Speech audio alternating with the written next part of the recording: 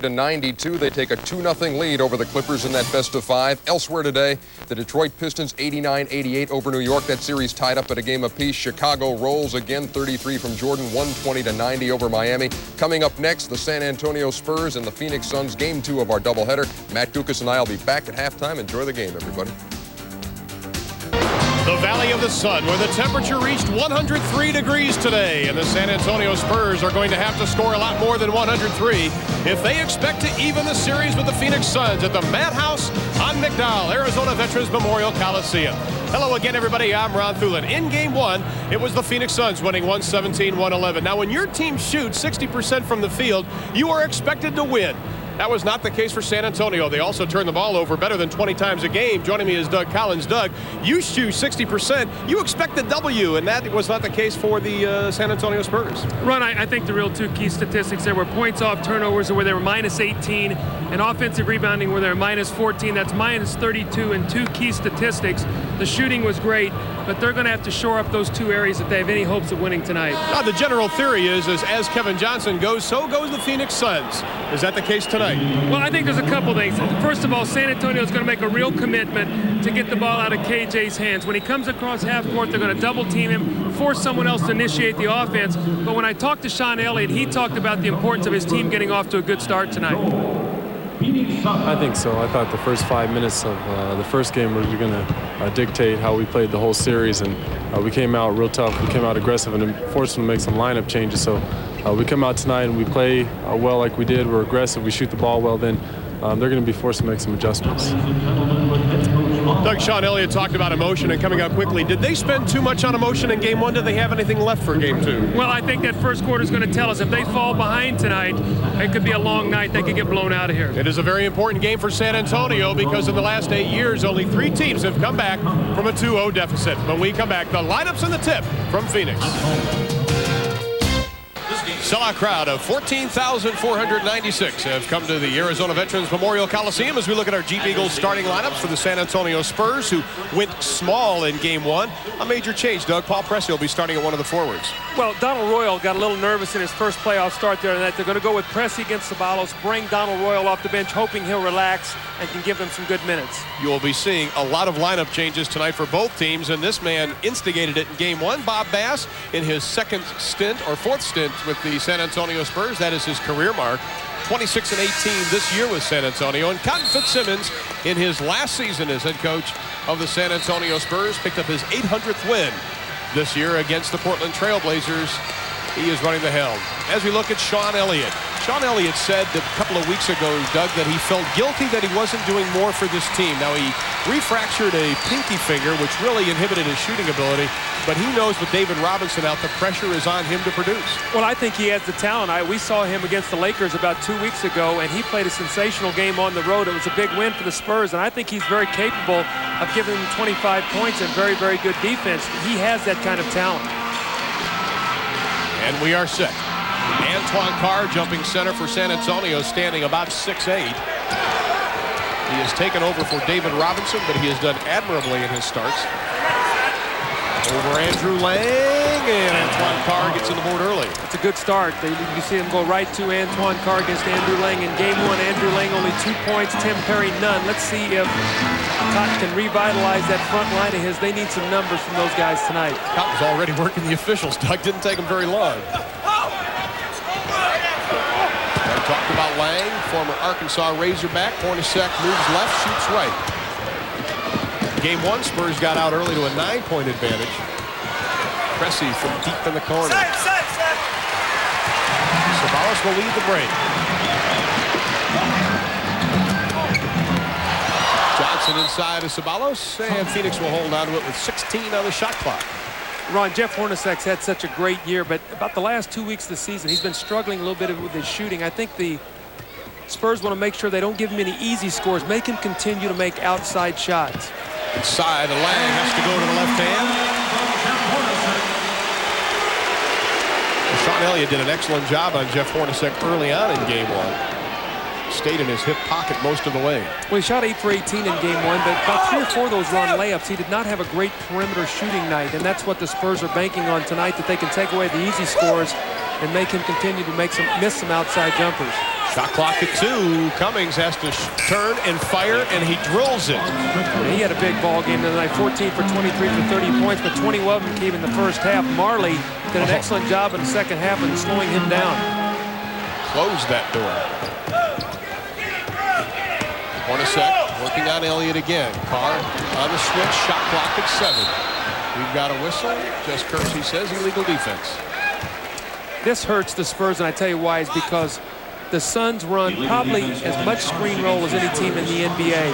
And what has happened is, see, Terry Cummings is playing an unfamiliar position right now defensively, and it's causing him to get caught a little bit in some indecision on where he's supposed to be on the screen roll. That's one thing the Spurs worked on, is handling the screen roll and the rotations. That time they got caught.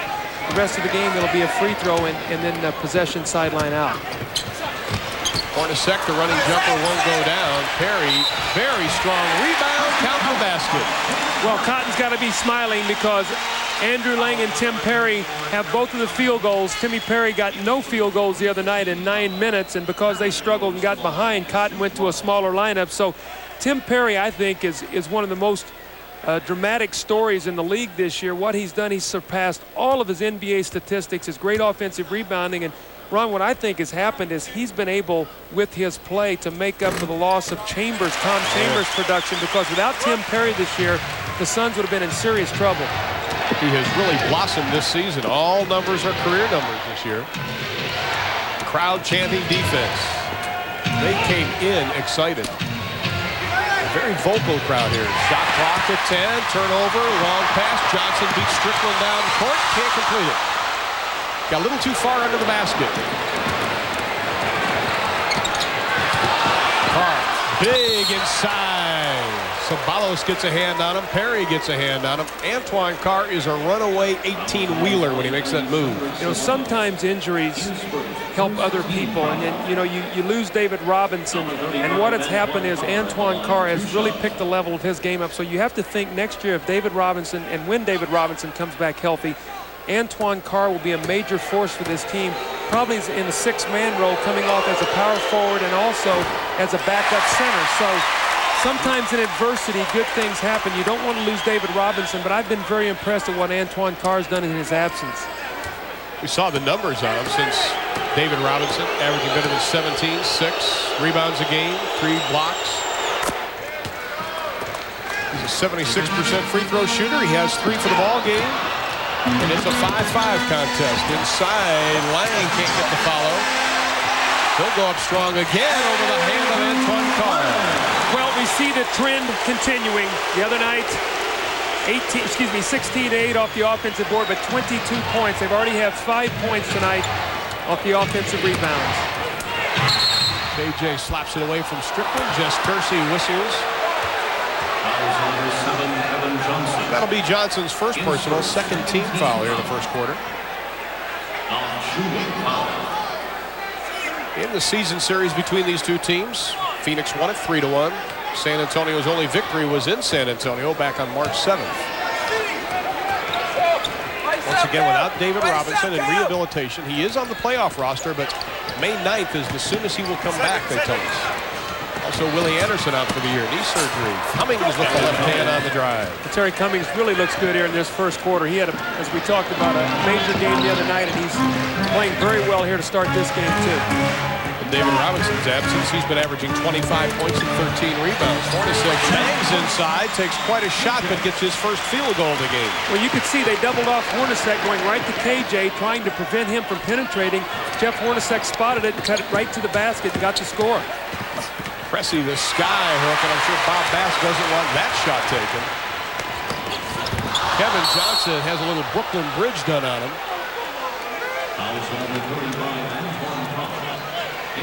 Foul is on Carr, and it was before Kevin Johnson's shot, actually, Doug, I think. This was inadvertent. I think Antoine Carr was just trying to run down the floor, and he got bumped into Kevin Johnson, so that was not an intentional play, but what happened was he was in the act and in the air. Now, the reason he's not getting a shooting foul is because as KJ felt he was going to turn the ball over, he tried to pass it rather than shoot it. So that's a good call by the official. Sideline out of bounds.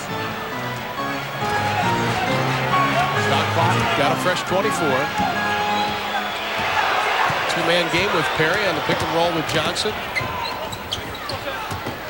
Hornacek pushes off Elliott with the left elbow. Shot clock at 6. Pressey all in Perry's face. That is the Paul Pressey that played defense at Tulsa for Nolan Richardson. See, Rod Strickland's got to make that medium-range jump shot. Little shaking and baking as the illegal defense number 2 is called. First on Phoenix. As playoff series goes along, you start knowing what teams want to do so much that defensively you start anticipating. And what happened that time, there was the anticipation of double-teaming Terry Cummings as he caught the ball, and the guy was illegal before Cummings received the pass. So you become so aware of where you're supposed to be on the floor that you anticipate that time you got caught. See, that's the shot Strickland's got to hit. That little jump shot right there, because it opens it up now. You've got to come out and play him, and he can use his speed and quickness, get inside, get easy scores for his team. On up at 9. We've played just about 4.5 minutes. San Antonio has taken 6 shots, have made 4. The double team, the extra pass. When you double team, then you get caught in rotations, and it costs you on the offensive board. So the Spurs are doing a good job getting out of KJ's hands. Offensive rebounds once again. Cummings got a good look at it. Won't go down. Here comes Ceballos. Johnson on the right. Perry on the left. Traveling call. That is turnover number 2.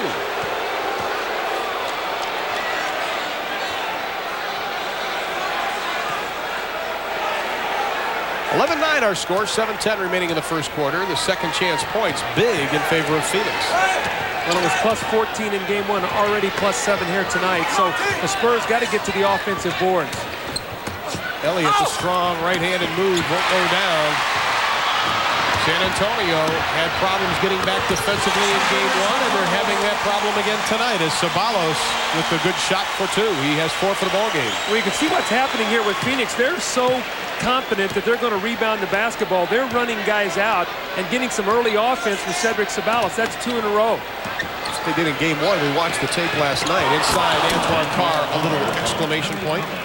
And one thing we did notice, especially in the third quarter, San Antonio had problems getting back defensively. Well, when you play the Suns, transition defense is your #1 priority. Lang, the right-handed hook. Strickland takes it away from him. Boy, he walked with it too. Nope, whistle foul. And the fans wanted to travel. I think they may have seen the same thing I did. Well, KJ came up to play the jumper. That time, Strickland takes it all the way.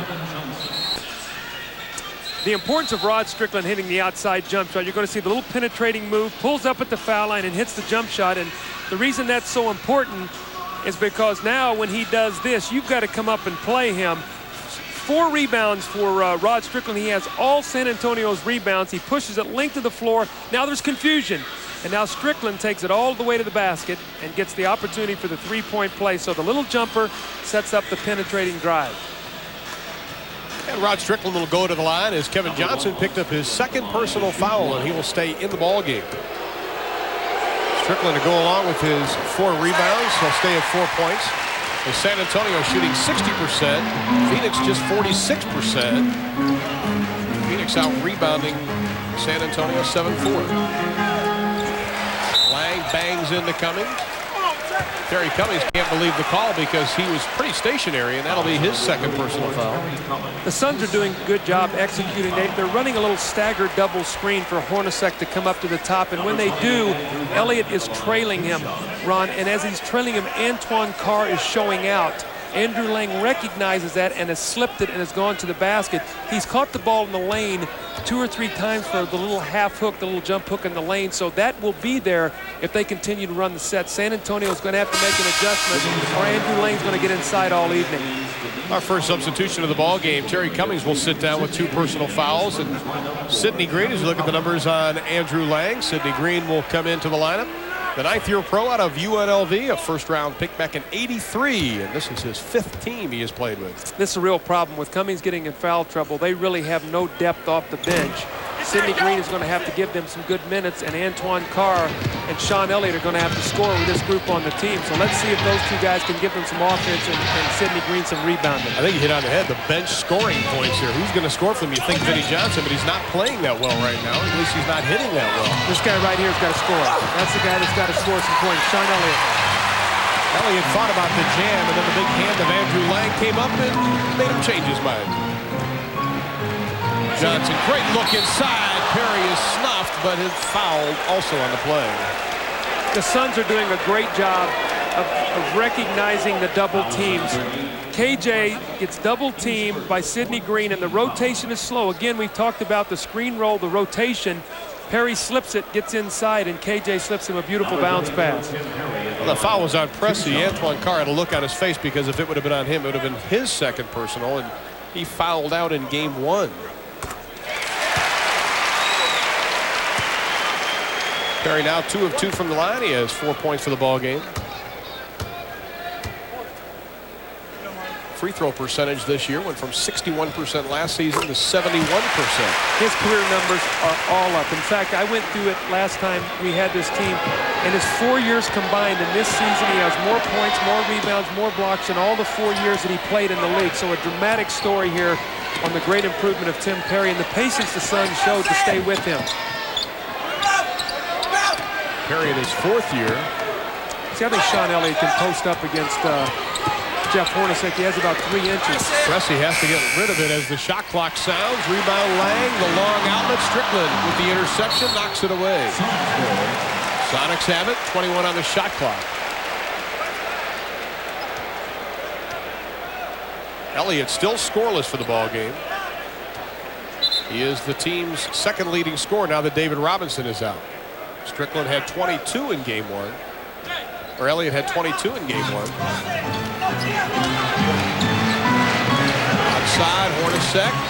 See, Hornacek is still struggling with his jump shot. His leg has bothered him at the end of the season. He might have to have off-season knee surgery. He had it also last year. Strickland, you can hear the grunting and groaning. No foul call. Ceballos, the slam dunk champion. And he did it with his eyes open. I think San Antonio is upset. They felt Rod Strickland got fouled on his way to the basket. They're going to get a timeout here, and I think Bob Bass is going to talk to the officials a little bit. We've got a timeout. 4:33 left in the first. The Suns by 5. Suns lead 18-13, and Rod Strickland now, one of the pet plays, they love to run screen roll, but let's take a look here as Strickland gets in the lane right here. All right, we see on the left side of the screen, Sean Elliott and Paul Pressey and Sidney Green.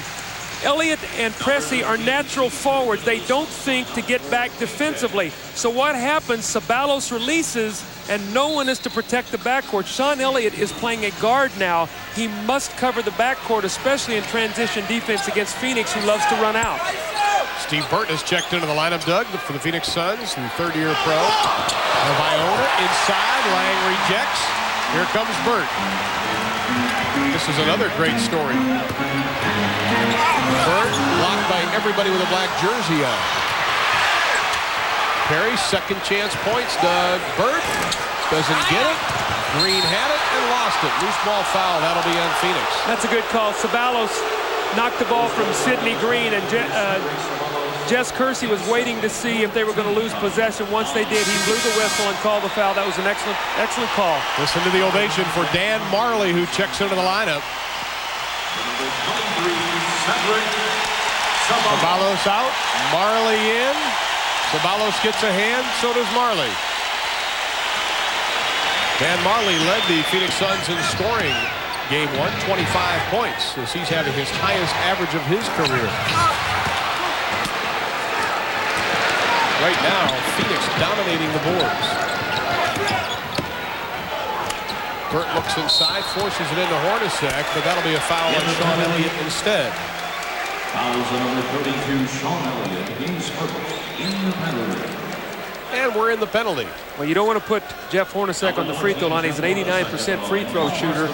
He's not hitting that outside jump shot early in the game. He's made one nice driving layup, but he's missed 3 outside jumpers, so you want to keep him off that foul line because you know he's going to step up there and chances are he's going to make both of them. Jeff Hornacek, the leading scorer for Phoenix this year, and this is his best professional season as far as numbers are concerned. Led the team in 5 categories. Well, I really believe that he has stepped up his play and Marley has stepped up his play, and as a result, Kevin Johnson's numbers are down a little bit, but I think that's good because it's making them a little bit more of a balanced team. Well, the rebounds, the Suns, as we mentioned, own the boards 14-6. As San Antonio looking for their first field goal. They've missed their last 6. By the time they really get into their offense, they're down to about 8 on the shot clock. Now it's down to 4. Strickland, though, able to drain it from the left side. That's why it's so important in the playoffs to get easy scores, get to the free throw line, because you're so well scouted. You know each other so well. When the coach holds up his fist and over to play, the guys already know what it is, and they gear in to stop it defensively. Lang has to dish it off the curb. And that brings up to the point of view in Chicago. You would have your players back then say, hey, when they run a so-and-so play, that is our 2-down play. So when they heard that coach say it, they say, oh, gee, that's what we run. Right, you try to relate it to things that apply to your team, and so the recognition is good, and then the defense really gears in it. That's why I'm really surprised early in the playoffs. You've had a lot of high-scoring games, and normally as the playoffs go along, as you get well scouted and the defense gets better, and teams the disparity in talent is not as great, you're going to see the scores start to come down. Andrew Lang with 4 rebounds on the day, but he's only 1 of 3 from the line. He's 77% from the year, and that's not bad. Cummings is checked back into the lineup. Antoine Carr is going to get a little breather. Lang now with 6. Much better than his 2-point performance in game 1. And it is a 6-point Phoenix lead. 2:50 remaining to play in the first quarter. Second illegal defense called on Phoenix, and San Antonio will shoot the technical. Well, that's why you like to get that first one called early, because as we talked about, that's a free one. And now you get the ball sideline out of bounds, a chance to pick up maybe a 3 or 4 point play. That was on Lang. A couple of other scores from the NBA today. What an exciting game, Detroit and New York. Doug and I will be there Tuesday night for game 3 at the Palace of Auburn Hills, and Utah has defeated the Clippers 103-92. That game was much closer than the score. I saw it was tied at 84 late. It looked like maybe the Clippers faltered down the stretch as the Jazz upped the level of their defense. So Clippers in a hole, 0-2 now, going back to Los Angeles. Utah has to leave the friendly confines of the Delta Center. Green from 20, goes about 18. Try it again, doesn't get it. Tapped up by Cummings, and then Green taps it up. Well, that's the first multiple shot opportunity they've had tonight, and they finally get 2 points. But 3 offensive rebounds finally gets them a second chance score. San Antonio has been wishing for delay of game, their first warning.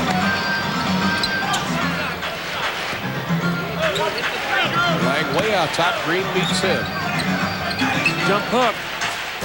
Doug calls it, Perry hits it. He's really perfected that shot. I've watched him a lot this season. He likes those little floaters in the lane. He gets baseline, he turns and shoots the jump hook. Not bad, going from no points in game 1 to 7 points already here in game 2. Strickland burnt on his back, tries to get away from him. That was almost like a personal thing for Rod Strickland. 4-on-1, and Andrew Lang, it's a smart foul, not giving him the easy basket. Well, Terry Cummings just made a veteran play. If he would have flipped that ball at the basket, the shot would have been blocked. He took his body and he got contact. He sought contact, made contact, and then took the shot. And Andrew Lang was called for the foul. But watch now the nice play by Pressey. And as he takes it to the basket, watch Terry Cummings. He seeks contact, boom, right there, and then he takes the shot. Clean block up top. He got him with the body.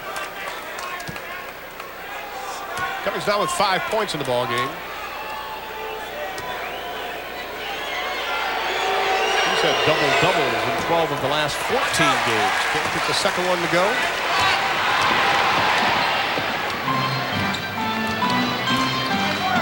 Four-point Suns lead, 1:44 left to be played in the first. Marley digs in with that right shoulder, not able to get it. Lang had the rebound. Phoenix, another chance. Hornacek working on Elliott.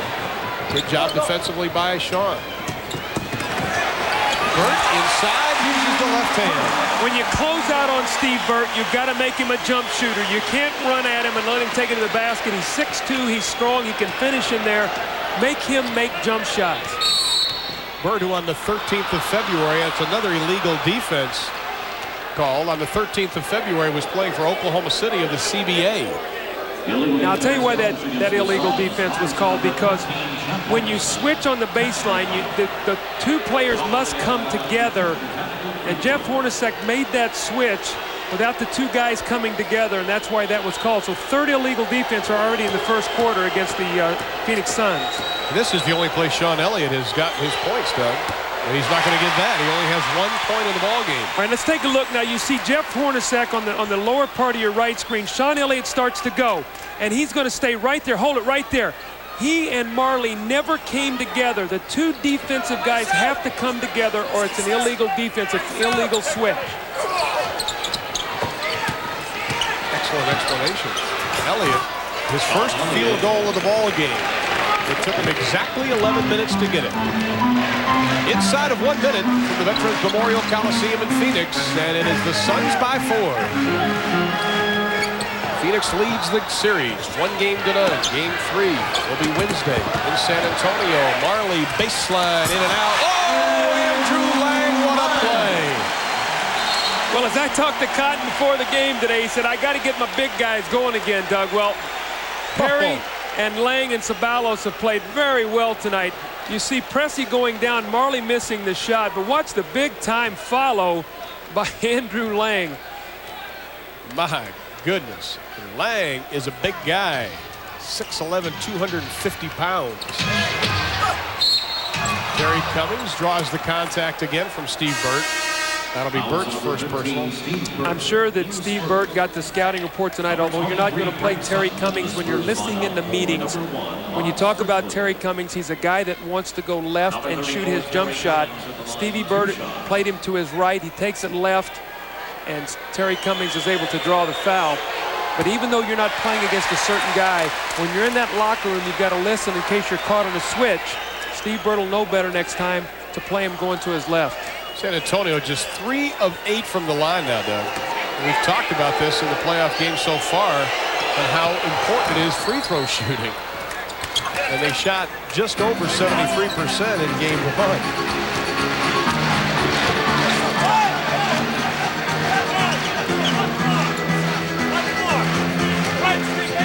Bird backing him in. 7-second difference between the shot and the game. So you need to get back off Steve Burt. Don't let him take it to the basket. Make him shoot the shot. Marley for 3, doesn't get it. Hornacek tracks it down. Oh, foul, right? Tough foul. Now you're going to put Hornacek on the line. Foul number 23, Brent Sutton, his first. Sutton, the rookie from Oral Roberts, who just checked into the ballgame, picks up his first personal. I think that's 2 times now Hornacek has snuck in and got to the offensive boards. Got to keep those guards out of there. See Hornacek on the season. Picked up 106 offensive rebounds, so you have to realize he's going to try to be sneaking around in there and get some second shots. Well, Mark West will come into the lineup. Andrew Lang will sit down. Excellent first quarter for Lang. He leaves with 8 points. Well, that's a lot better run than the 2 points he had in 26 minutes the other night.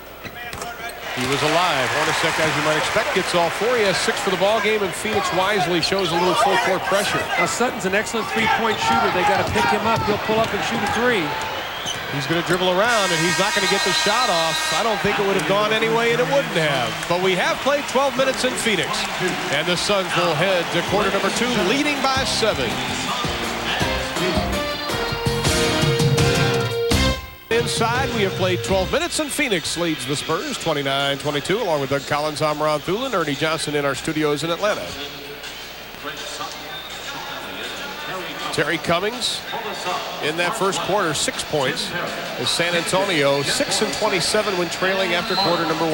Well, what happened the other night, the San Antonio Spurs jumped out 36-27. As a result, Cotton Fitzsimmons had to go to his bench and go little. Today, he did not have to do that. See Hornacek teeing up the 3. He was 3rd in the league in that category. And because he's been able to stay big, Andrew Lang, Perry, and Ceballos all had good first quarters. Quick whistle, that'll be on Sutton. That'll be his second personal foul. Kevin Johnson did not score in that first 12 minutes. I think you also see an adjustment by the Spurs tonight. Pressey came off the bench the other night and played some backup point guard. He had trouble handling the basketball, so you're seeing Sutton now resting Strickland. Pressey playing strictly as a forward. Benny Johnson also into the lineup as Sutton slaps it away. Johnson comes in, averaging 8 points a contest. Just a reminder, hey, you want to see more basketball? No problem. Tomorrow night, 8 o'clock, right here on TNT. The A team, Bob Neal and Hubie Brown standing by as Boston takes on Indiana. And Indiana really believes, Doug, that they still have an excellent shot at that series. Well, they could very well be up 2-0 right now. Boston did what it took late in the ball game to win both of those games. So I'm sure Indiana talking to themselves a little bit right now. Perry right into the hands of Vinnie Johnson. Third turnover of the ball game for the Phoenix Suns, who averaged 15 turnovers a game in the regular season. See, he's got to take that jump shot right there. He's got to pull up and just take that little jump shot. When he gets in there, he has to yoke his shot and make a more difficult shot, but he did score. And he also allows the double and triple team to come onto him. And he took a little 15-foot jumper and made it an experience. Well, that'll be an offensive foul on Dan Marley. He just took Sean Elliott and kind of flicked him aside like a very pesky mosquito. Well, this is danger time right now for the Spurs. They've gone to their bench. We know their bench struggled the other night. They're down 5, they were down 7, but it's important right now they get some good minutes out of the bench, so when they sub back in with their starters, they can come back in fresh. Inside Cummings, the fall-away right-hander goes down for Terry Cummings. We talked about the front court right now of the Phoenix Suns and how they did not play well in that opening game, Doug, but the numbers now, they have 16 rebounds and 21 points. As opposed to 1 rebound and 11 points as Kevin Johnson gets his first field goal. 5-point Phoenix lead nearing the 10.5-minute mark of the second quarter. Elliott doing everything he can to get away from Marley. Well, he's going to have to work very, very hard. Marley, one of the tougher defenders in the NBA. Got clock at 5. Elliott goes in with the right hand. See, I love his skill. I think someone needs to talk to him and say, Sean, you can be a star. If you want to step the level of your game up and assume the responsibility every night, you've got big-time talent. Mark West inside, and that is just about where you'll usually see Mark West, who shoots 63% on the season shoot. It's about 5 feet in. A two-man game here, Cummings and Elliott. They've scored twice in a row. They're going to isolate and let him go again. In the isolation plays in game 1, San Antonio, however, got in trouble a lot of the time. Shot clock at 2. Sutton's going to have to hurry, and he does that. Doesn't get it. Banks closed. Here comes Marley. Johnson inside. Perry. Basket. Jump hook again. He loves that little jump hook about 5-6 feet out on the right-hand block. 9 points now for Perry, and the lead is 7. That is the biggest of the ball game for the Suns at 9:23. Excuse me, Ron. Again, there's that block. He gets the little bump, knows exactly where he is, finishes the shot nicely. Phoenix right now almost 3 times as many rebounds as San Antonio, as Strickland and Carr set to check in with San Antonio's lineup. Here comes Elliott again. This time dishes off to Green. Couldn't decide if he wanted to swish it or bank it. Sutton, 5th turnover for the Suns. Johnson, the playoff veteran. Vinny's been struggling with his leg. He told me today his heel is sore, his knee is sore, and it's really affected his game and his shooting. Outside, Cummings can't get it to go. Green had the rebound, lost it. Phoenix has it. Strickland comes back in. Carr also comes back into the lineup. Sutton will sit down along with Sidney Green. I think you see if Vinny doesn't get it going tonight, I think they're going to go back to Trent Tucker. Trent did a good job in the ball game the other night off the bench. Played pretty well, gave him 4 points in 10 minutes, but they gave him good spacing. They had to guard out to the 3-point line, and the big guys were effective when he was on the floor. There's the rebound situation, as we said, almost 3 times as many. Kevin trying to force the pass into Marley. Turnover number 6. Here comes Strickland. Carr, the spin move, the right-handed shot won't go. Now Johnson on the run. Sabalos flashing in from the right side, loses the handle, but he is fouled. Foul for number 15, Vinnie Johnson. His first, second team foul. Fouls out Vinnie Johnson. That'll be his first. Boy, his glory years in Detroit, how many times did he come off the bench with big quarters and single-handedly win a game on the road? I always felt like he was good for one road victory himself on the road, where he would come out and throw an amazing fourth quarter at you. I remember one day on TV against the Boston Celtics, I think he had 20-something points in the fourth quarter. Just a sensational shooting exhibition by Vinny with hands in his face and He was unbelievable. When he came to San Antonio, Doug, we had the game the day after he signed, and they had billboards up welcoming him to the Alamo City. They were very excited to have him come.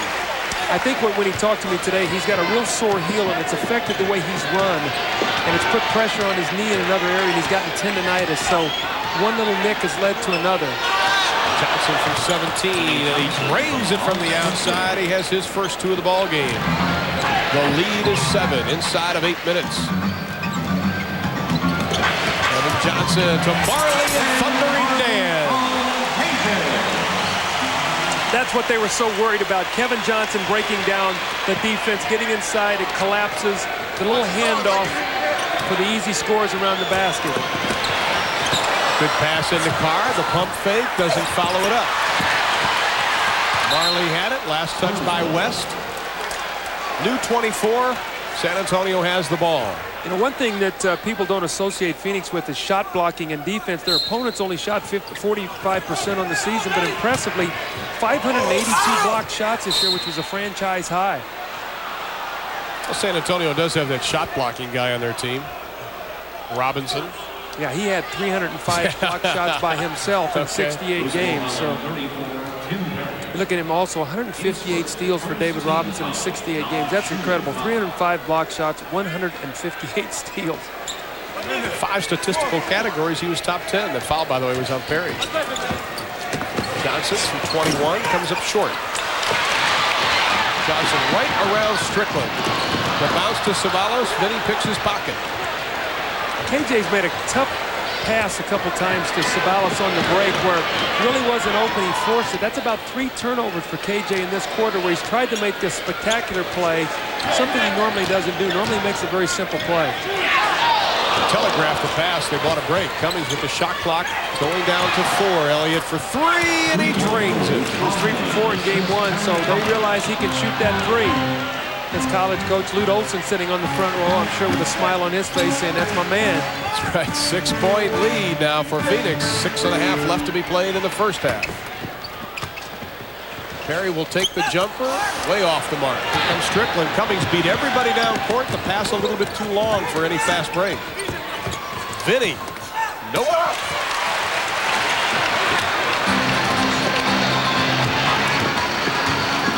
Kevin Johnson, excellent position by Ceballos. He had Vinny Johnson posted up underneath.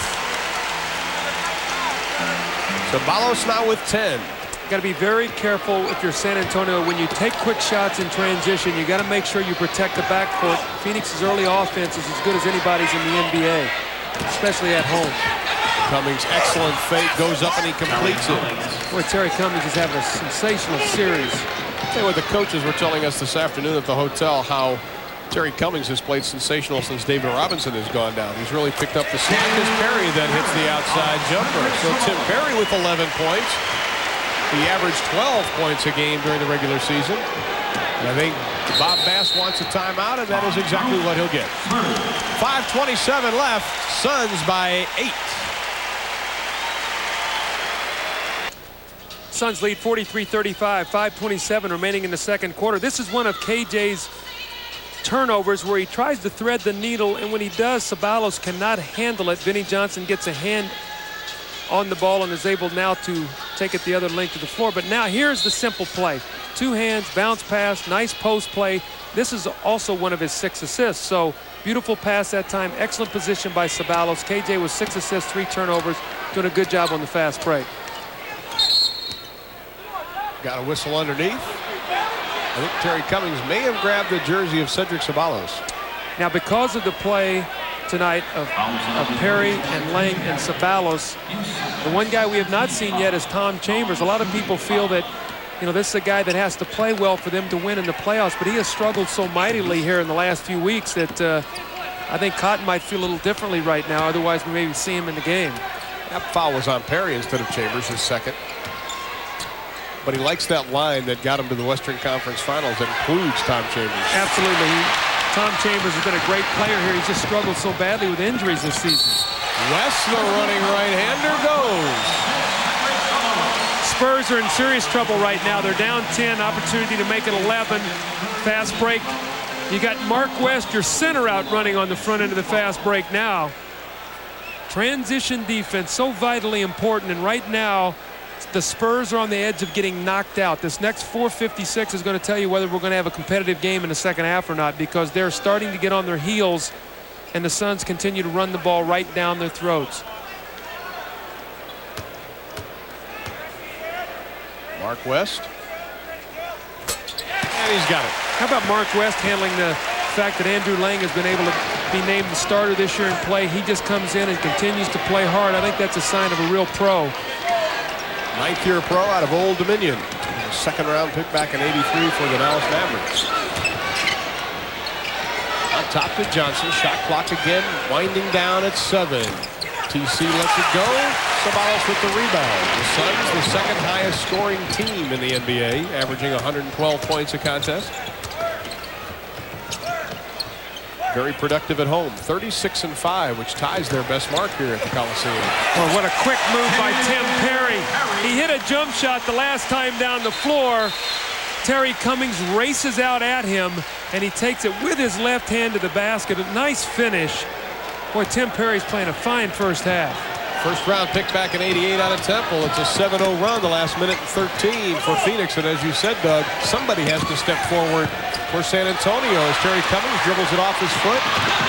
Kevin Johnson tried to hurry it up. He still can have a 3-on-3 if he hurries. Marley for 3, doesn't get it, short. But another second chance point, another rebound. Well, Terry Cummings cannot do this alone offensively. They've gone to him the last 3 possessions. Antoine Carr can score, so can Sean Elliott. Everybody's getting into the act. Ceballos, and they're giving him a standing O in Phoenix.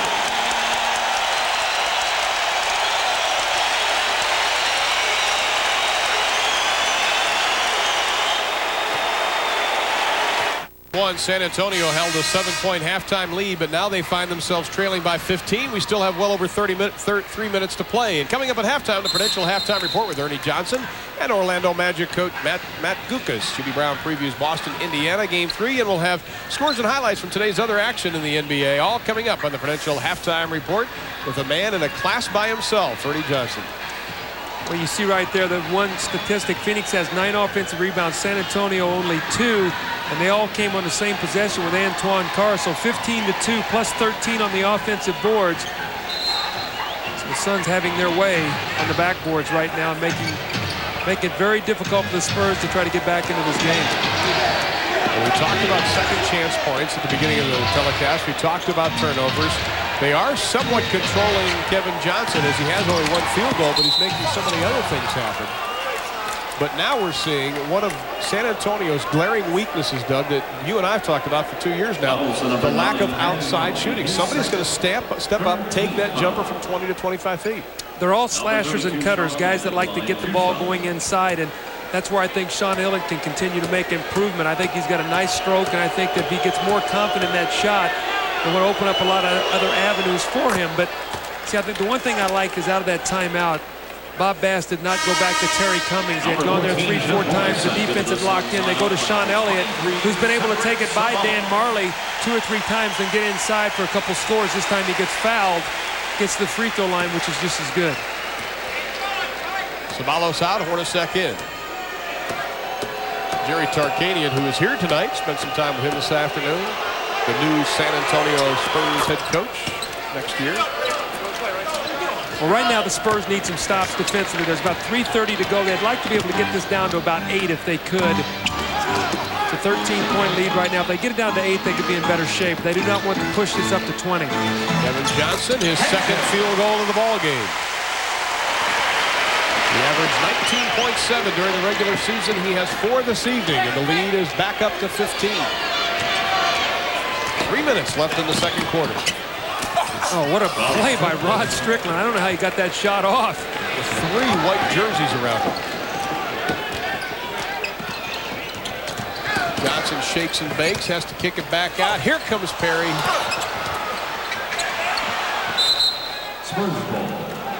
Spurs have it. Let's see if they go back to the screen roll with Strickland and Cummings. It was successful one time. Make someone stop you. So they go back to it again. 13-point lead as Phoenix has shot 71% in this quarter. Now there's Vinnie Johnson spotting up way out front for the 3. There it is. doesn't get it. Marley goes hard to the floor. Quickly up. Here comes Hornacek.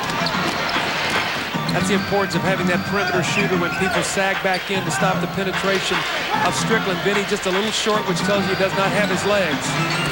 Hornacek from 18. 8 for the ball game for the former Iowa State Cyclone.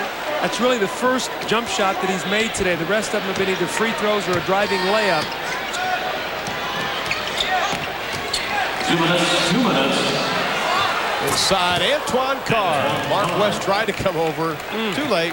You got to be a man just to try to block that one. Put your arm up there. You may not get your arm Yeah, back. they might be cut off. Kevin Johnson, good looking pass underneath from Hornacek.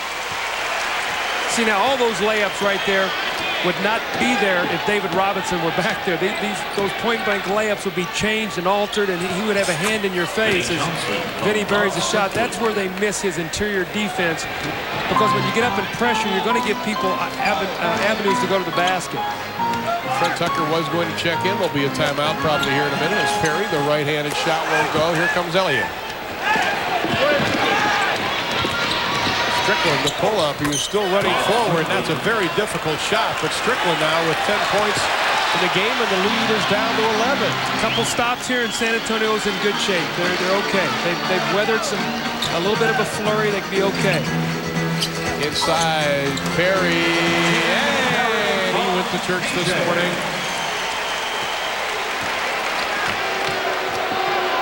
Going back to the screen roll, this time Antoine Carr and Strickland. Vinny Johnson's going to have the shot if Strickland makes the turn. This time they double it and force him out of there. Oh, my goodness! Put a Band-Aid on the rim, that hurt. The object is to dunk it, not to bring it down. Now, if you're caught, you're saying, rotate over there and stop that. Get over there and stop that.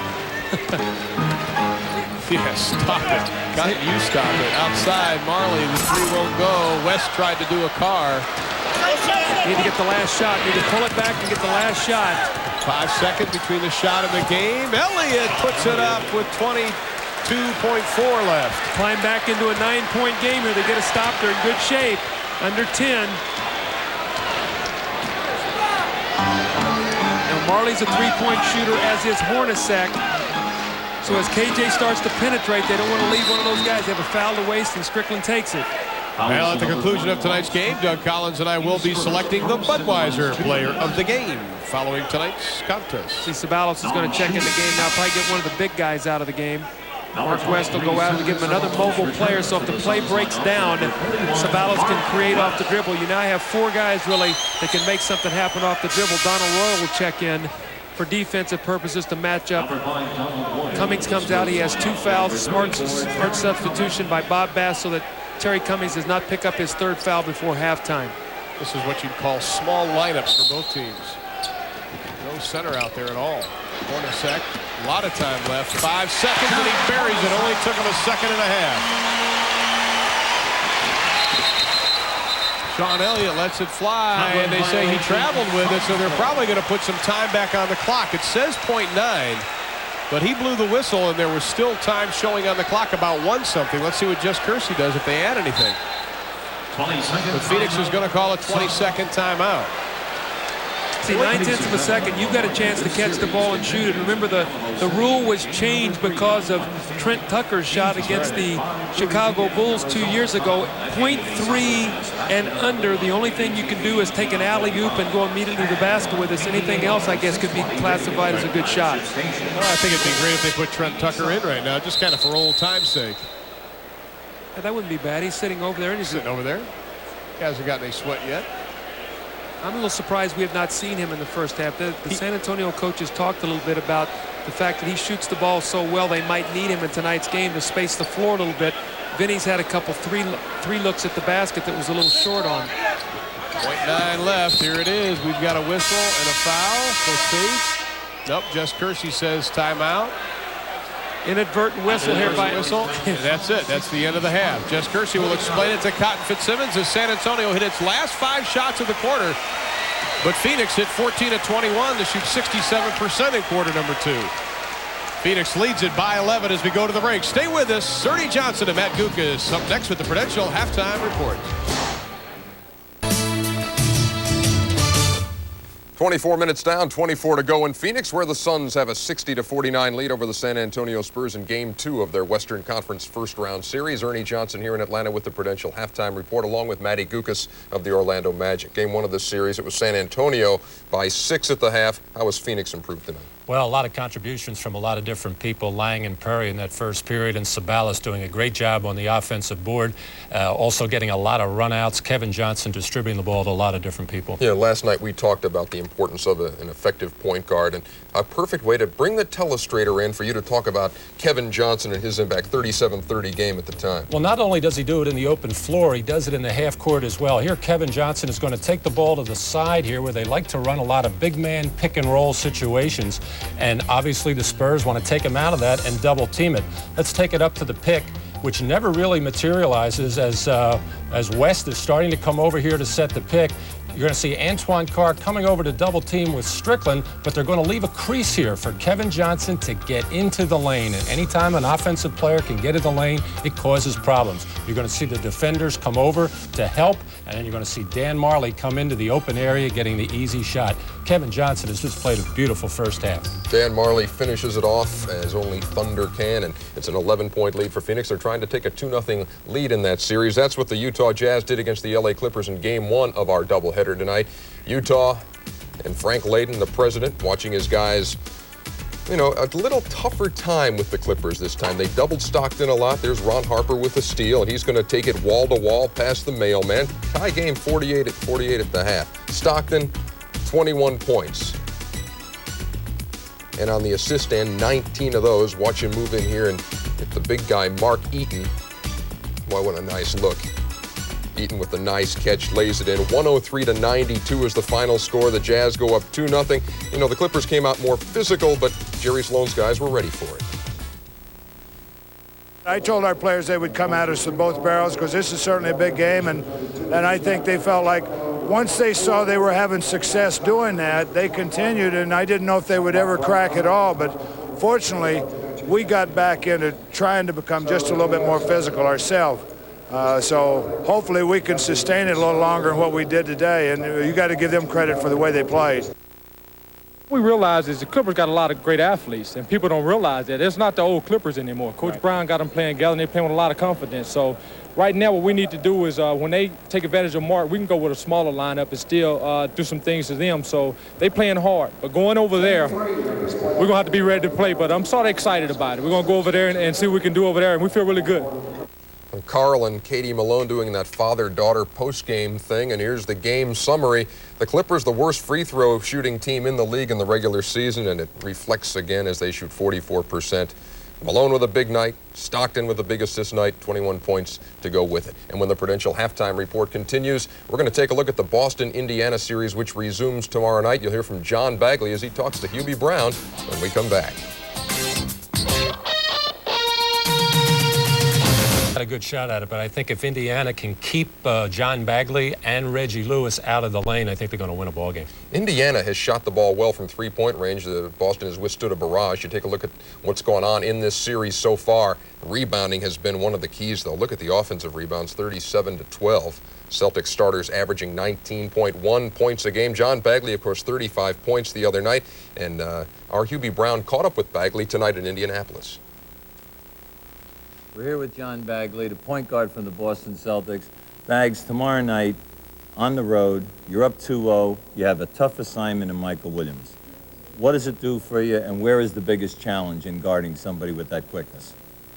Well, I think the biggest challenge is for our team. I think individually, there is a individual challenge, and my challenge individually is just trying to, stay in front of him and maintain a certain level of defensive, just staying in front of him, and just having the team, teammates, every now and then trying to look to help and just trying to put their bodies in the right position to where he can see him, and just try to avoid him trying to get into the paint on us. Now, how about the fact that they have beaten you the last 7 times in Market Square?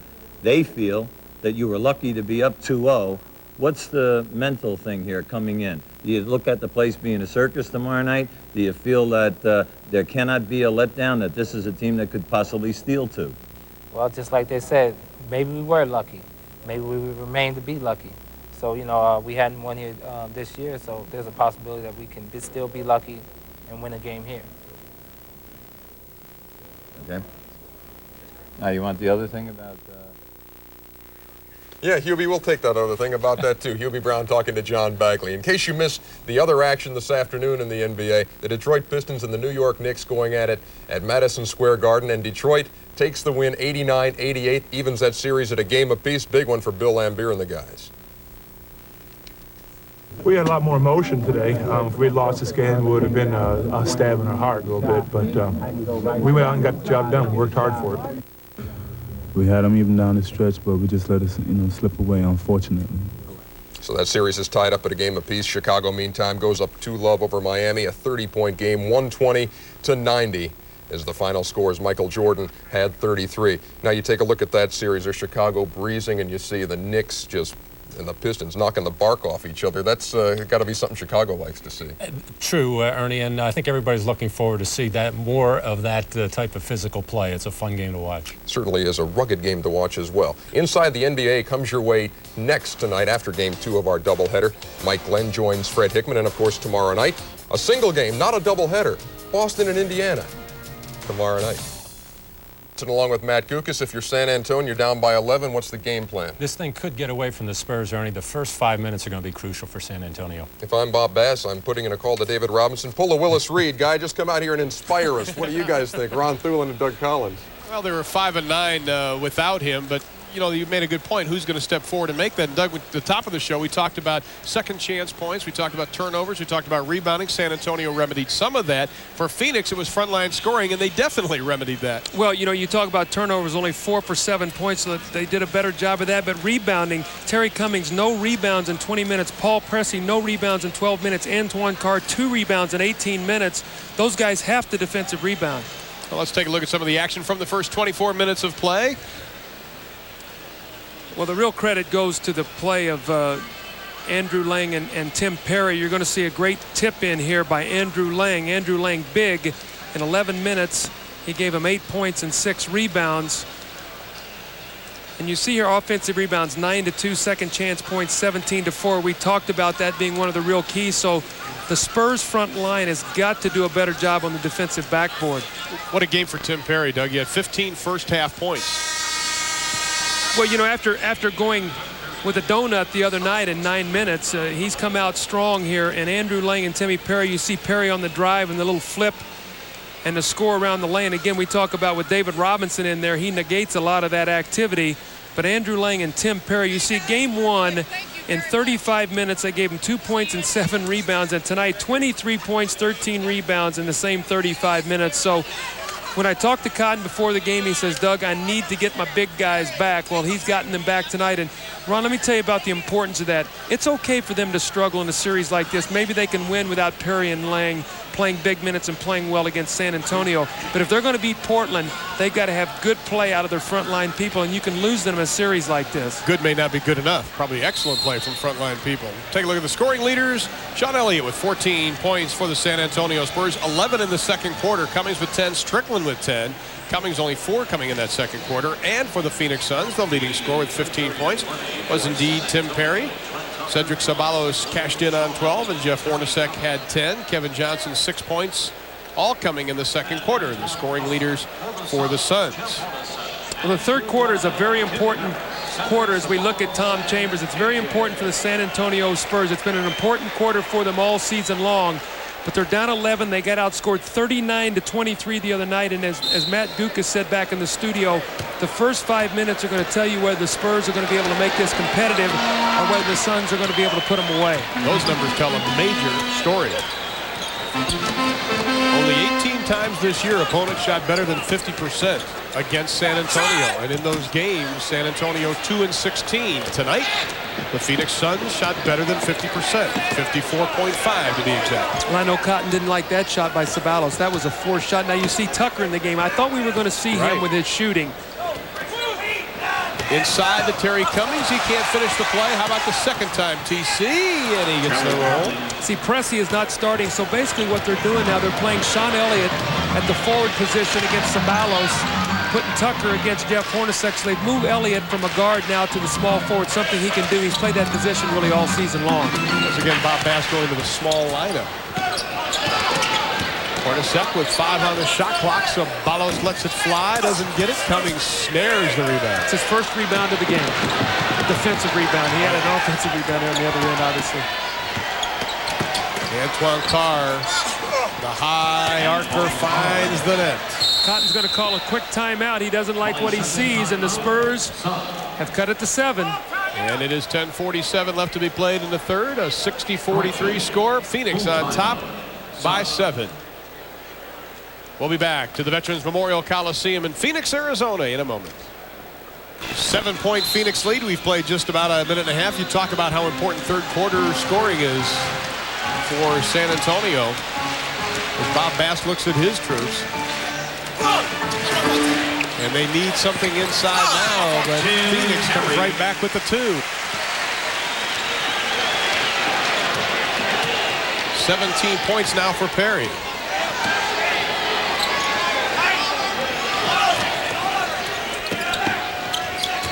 Carr, the drive from the right side, has to dish it off. Now you need the outside. That's why Tucker's in the game. He doesn't hit it, but he spaces the floor, and he gives you an opportunity to work inside. You can't double back. So although he missed the shot, the threat of him taking that out there is going to pull the defense away from the basket. Bug loose on a rug. Hornacek picks it up. Johnson looks right, drives right, goes hard to the floor, and he grimaces in pain. He took quite a spill. Well, Terry Cummings just stood there with his hands up. I did not see a foul from Cummings. I know the fans don't like it, but as we watch Cummings, watch this. I mean, basically, he's standing there now. He lifted his leg up a little bit. Maybe that's where the contact could have been called, but KJ took a nasty fall on his backside. No foul. Fresh 24 for the Suns. Whistle, quick whistle. Rod Strickland picks up the foul. That will be his first personal here in the third quarter. Talk about Bob Bass being 20-5 at home since taking over for the Spurs. They've had difficulty on the road, only 6-13. But he's had a difficult time with rosters. 20 different players have played for the San Antonio Spurs this year. KJ rattles it home. Well, Rod Strickland got hung up on a screen or something. He was very late getting to KJ. KJ buried the open jump shot. They cut the lead to 7, but it's back up to 9. Elliott with Hornacek on him. Now it is Cummings who faces the basket. Shot clock at 7. Which way does he like to go, Coach? I think I'm learning this too. But there we saw in the third quarter, the first game, how San Antonio did not get back defensively. They bought a break there. Cummings inside on the reverse for 2. Well, the Spurs are playing a very, very good third quarter. At least they've started out. The first 3 minutes have gotten them back in the game. A 5-point deficit now. There's Hornacek open over the outstretched hands of Tucker, and he drains it from the outside. See the importance of having shooting on the floor, okay? You get penetration. You got Hornacek spotting up out there. Trent Tucker helps out. You throw out the open jump shot. That's why you got to have guys that can bury that outside jumper. Antoine Carr goes inside. And Dan Marley, who started the second half in game 1, will quickly come into the game now. Marley in that first half. Well, only 2 points. Excuse me, Ron. Sabalos is coming out for defensive purposes. Right now, Cotton wants a better defensive team on the floor. He senses San Antonio getting into a rhythm offensively. He wants to stop that, and you do that by putting in your best defensive players. Sabalos also has 3 personal fouls now.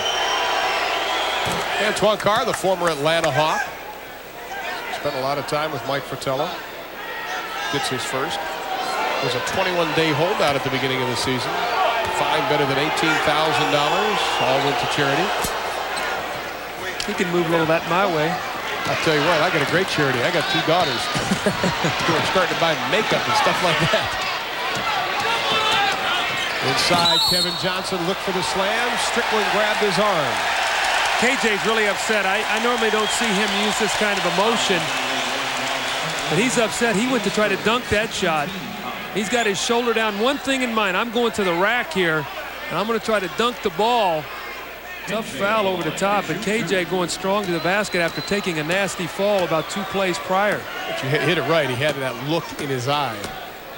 That competitor where, you know, That's I've just right. taken in there. I've not gotten the results I've wanted, but I'm coming back again. You will see me the rest of the night. Kevin Johnson, 81% on the year, has 9 points to go along with 10 assists. Now, see, how could you get mad? Look at that face, face, right I'm there. telling you. Now the smile. Got his call, got the free throw. I'm back. He was smiling back on January 15th when his St. Hope Academy opened up in Sacramento for the young boys and ladies out there who have nothing to do after school, a place for them to go and study. He's quite the citizen, Kevin Johnson. See, look at the defense now. You've got to play Tucker. Look where Marley is. Marley is aware of it, so it gives Cummings room to work. That's an offensive foul. And exactly right, Doug. You called it. That'll be Cummings' 3rd personal foul. So Cummings who had the big game in game 1 now finds himself in foul trouble. But what happened when he went right that time? See, he forced him back to his right. He can't finish as well going that way, and that was a good play by Ceballos. 5th turnover. Or excuse me, Perry. The motion beginning to pick up here again at the Coliseum. Lang the turnaround. Perry with the rebound. The follow, the basket, and a little hard.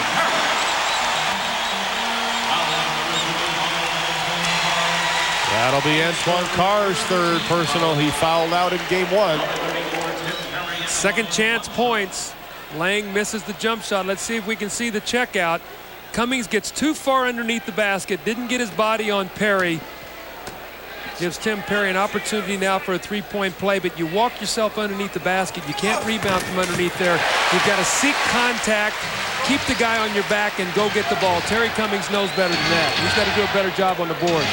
Tim Perry is in the running for our famous Budweiser player of the game as he has 20 points and 8 rebounds, 5 from the offensive glass. This is a guy that's got to get it going again in the 3rd quarter. Strickland over Hornacek. Elliott over Hornacek, and here comes Jeff.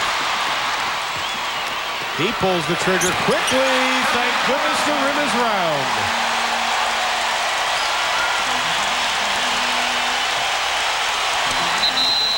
Bob Bass needs a 20-second timeout. The crowd loves it.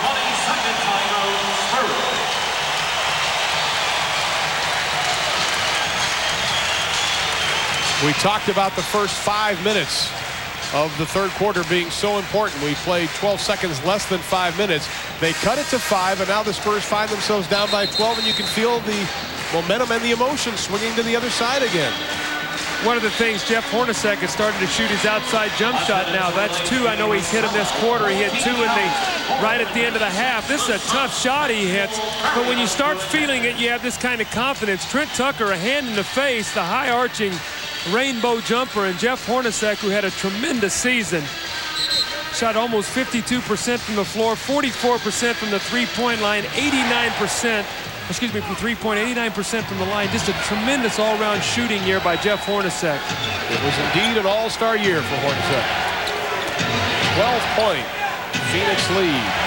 The Spurs going to isolation here. It's going to get him in trouble. That's what we talked about in the 2nd quarter. When they went to the isolation, it caused trouble, and this time it causes a basket.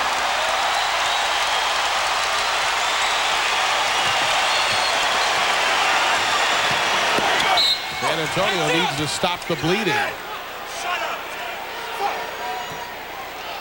See, for young players watching out there, for any player, old player, young player, whatever, the thing I like is Jeff Hornacek did not quit on this fast break play by Marley. He followed it up. Dan Marley was chased off his shot, and he hustled, and he got a hustle basket, and that's what you have to do. You can never take for granted that that guy's going to make the shot.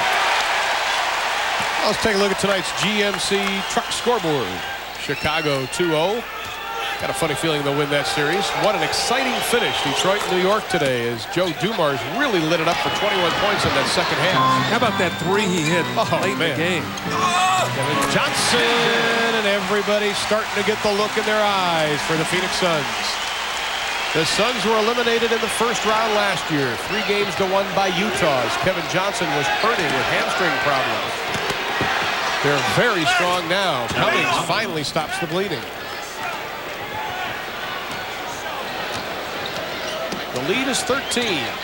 An 11-3 run by the Suns.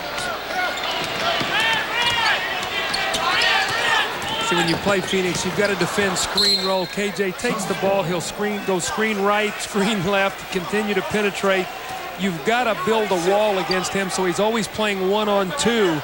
He is so good in the open floor and in the half-court set when you let him play screen roll. 10 on the shot clock. Here they go screen roll. He and Hornacek. This time he gets a switch. Now he can take it past Trent Tucker. Shot clock at 2. Shot clock at 1. Inside. We've got a foul.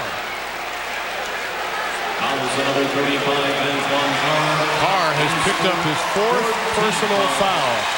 And we talked about bench scoring and what happens when you take 2 of your starters out, your bench has to come in. Now you have that attrition again. You have nobody to come in for Antoine Carr that can produce the points that he can. Well, I think Antoine Carr's just got a technical also. Well, that was coming from game 1, too, I think. But here's what happens, Ron. It's exactly what you talked about. Instead of Antoine Carr coming in and spelling Terry Cummings or maybe a David Robinson, he's playing starters minutes. Now he sits down and you bring Sidney Green in, and other than that, they don't have another big guy they can really put in the ball game. So it becomes a battle of attrition, and Phoenix has got more bodies. Let's face it. Let's take a look why Antoine Carr is mad. He's going to go up strong here to try to bother Andrew Lang's shot. He does not get a piece of it, but on the follow-up right there is where he's called for his 4th foul. Barley doesn't get it. I got it. I'll tell you, when Antoine Carr scowls at an official, he could stop a Volkswagen driving 60. I don't think you realize how close to a sensational play that was by Dan Marley. He was underneath the basket, and he tried to dunk the ball off the wrong foot with his left hand behind him. If that shot had gone, that would have been one of the most sensational shots we've seen all year, but he made it look easy. Johnson kicks it back out. Gets the rebound with the big Redwoods. And we have another foul. Kevin Johnson taking quite a beating this evening. See, Sidney Green's got to rebound the basketball. One of the things he's done in his career has been a good rebounder.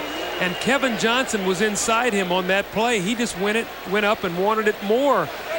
And this game right now is in the balance right now. It's a 14-point game, and you sense Phoenix coming on.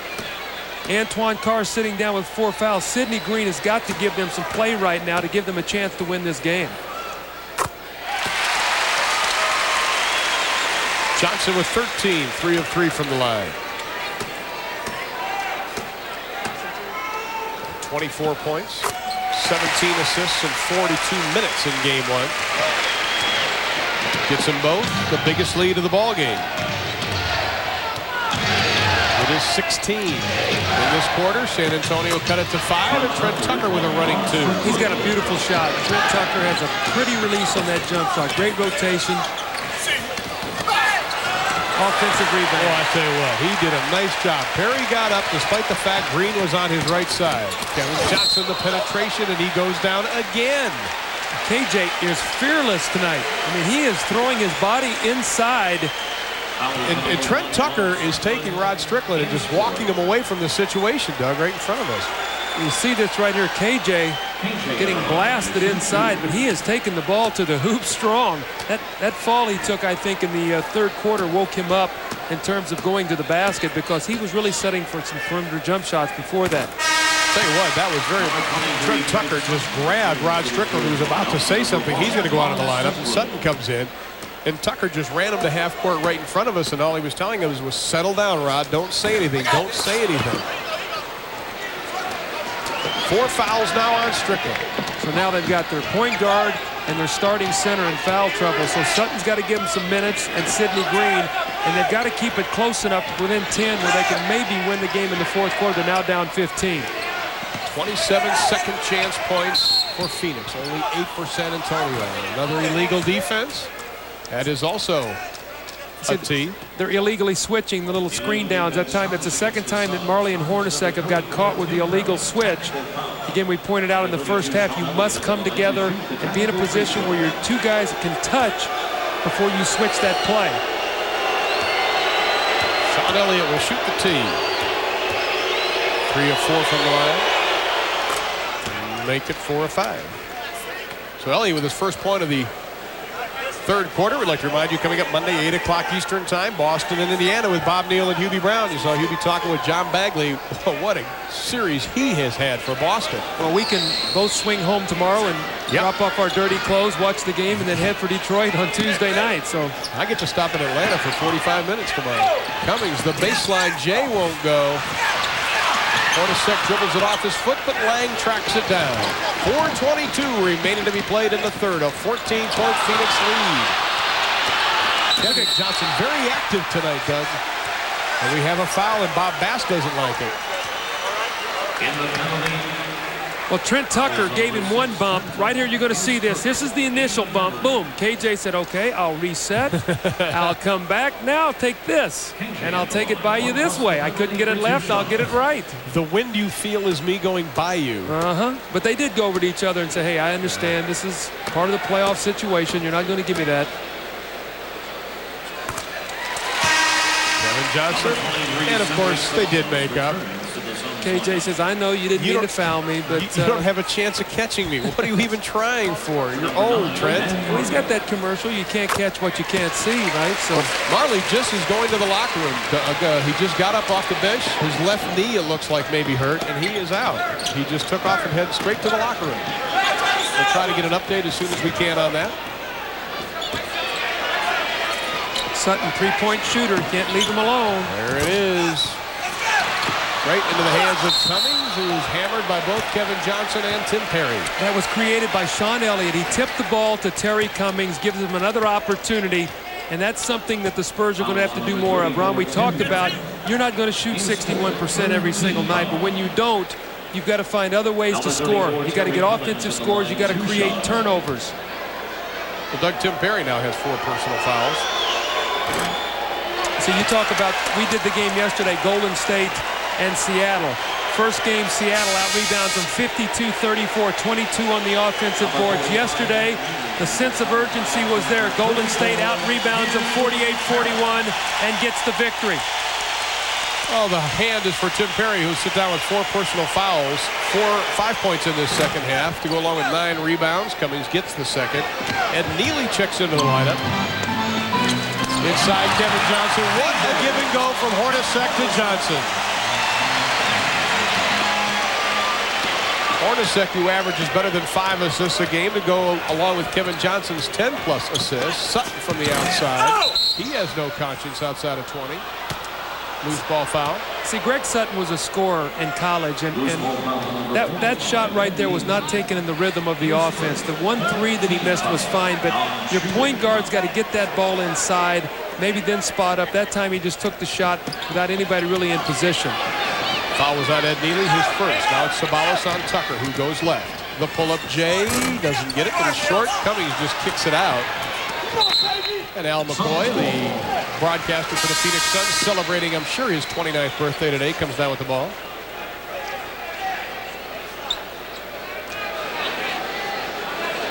.325 left to be played. The turnovers in game 1 compared to today, a little bit cleaner, but it is still all Phoenix.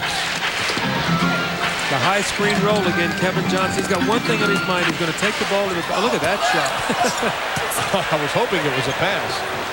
Well, it is when you go over and talk to the coach. Coach, I was passing it. It slipped out of my hand. This was sweat on the ball. That's right. Cummings for 3, doesn't get it. Lang clears the rebound, the outlet to Johnson. Phoenix on the run. What a move by KJ, can't complete it.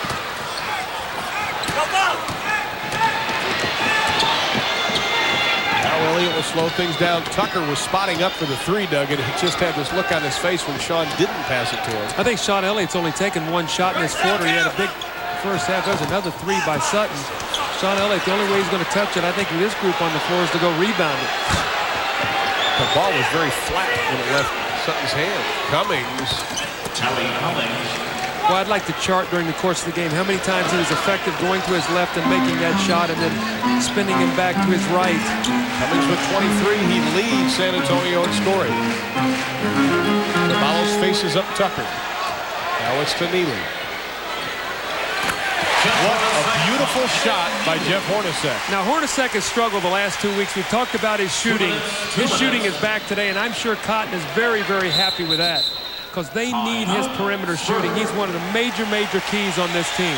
And he gives them a 17-point lead. 1:56 left to be played in the third.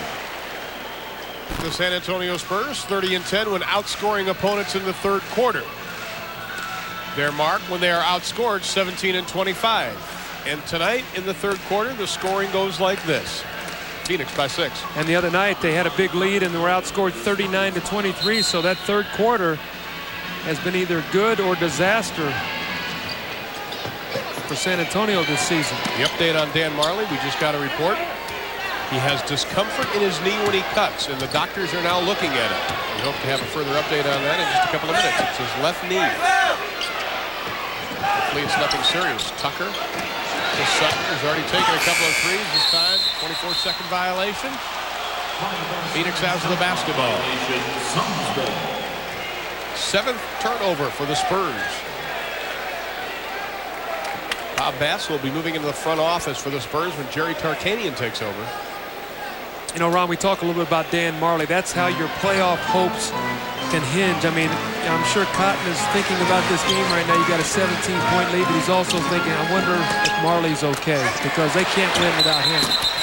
We've got a whistle and a traveling call on Andrew Lang. The 8th turnover for Phoenix. Ed Neely saw Lang just slip the pick. The big guy shuffled his feet. 1:25 left in the third. 17-point San Antonio deficit.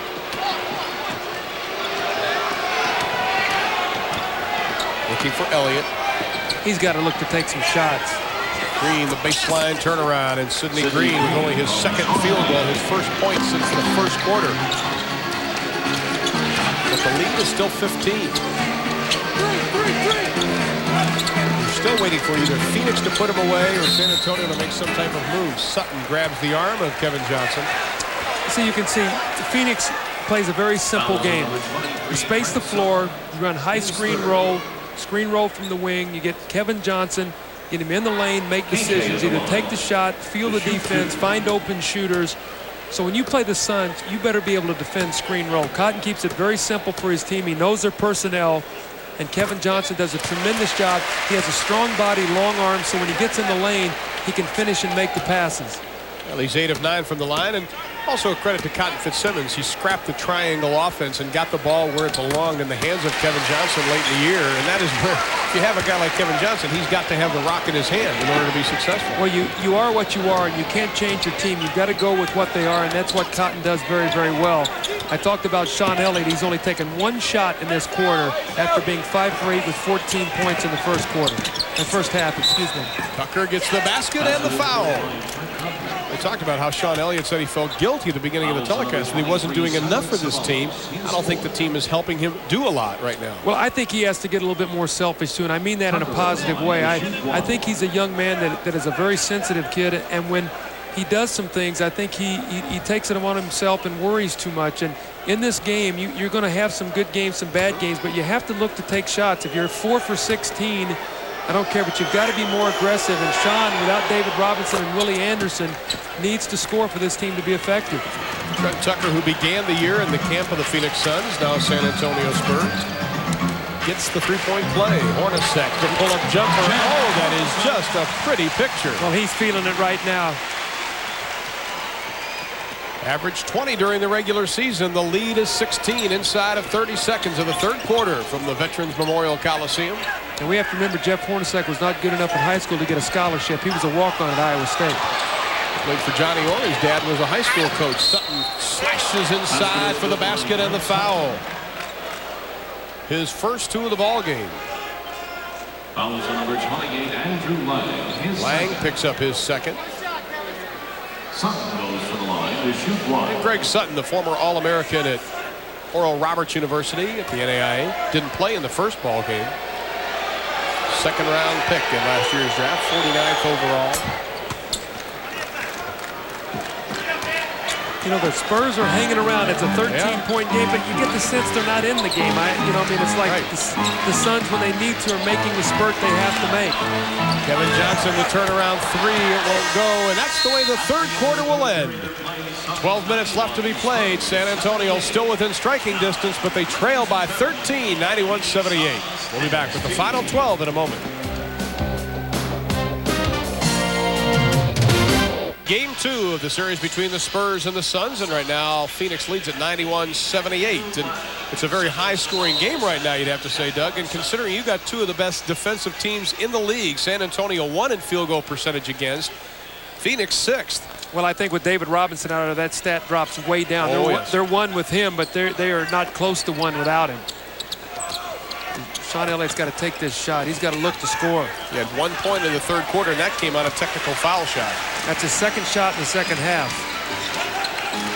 We've talked about the leadership and taking over. Who's going to take over for San Antonio? Who's going to get the points? See, KJ's going to reset it here. See if they go screen roll again. This little isolation screen roll from the wing. Ceballos slips it, realizing they're going to trap it, slips it, and the rotation is slow getting there, so it'll be a couple free throws. So nice job that time by San Antonio, but a great reaction by Ceballos to read the defense and make the play that's necessary to get the score. The next coach. Pick one. Who is it? Is it the guy on the left, or is it the guy with or without the hair? Now, which one of these guys wouldn't you buy a used car from? Actually, probably neither one, to be honest with you. You're in the coaching profession. Lou Olson, of course, and Jerry Tarkanian. Oh, keep those cards and letters coming. Ceballos misses the first. Well, we got an update on Dan Marley, a left strained knee. He will not return. So if San Antonio wants to make a move without Dan Marley, now is the time you think they'd have to do it. Well, you look at the team they have on the floor: Vinnie Johnson, Donald Royal, Sean Elliott, Antoine Carr. They're going to have to get some scoring. They're going to have to go inside to Antoine Carr, Rod Strickland. They're going to go screen roll.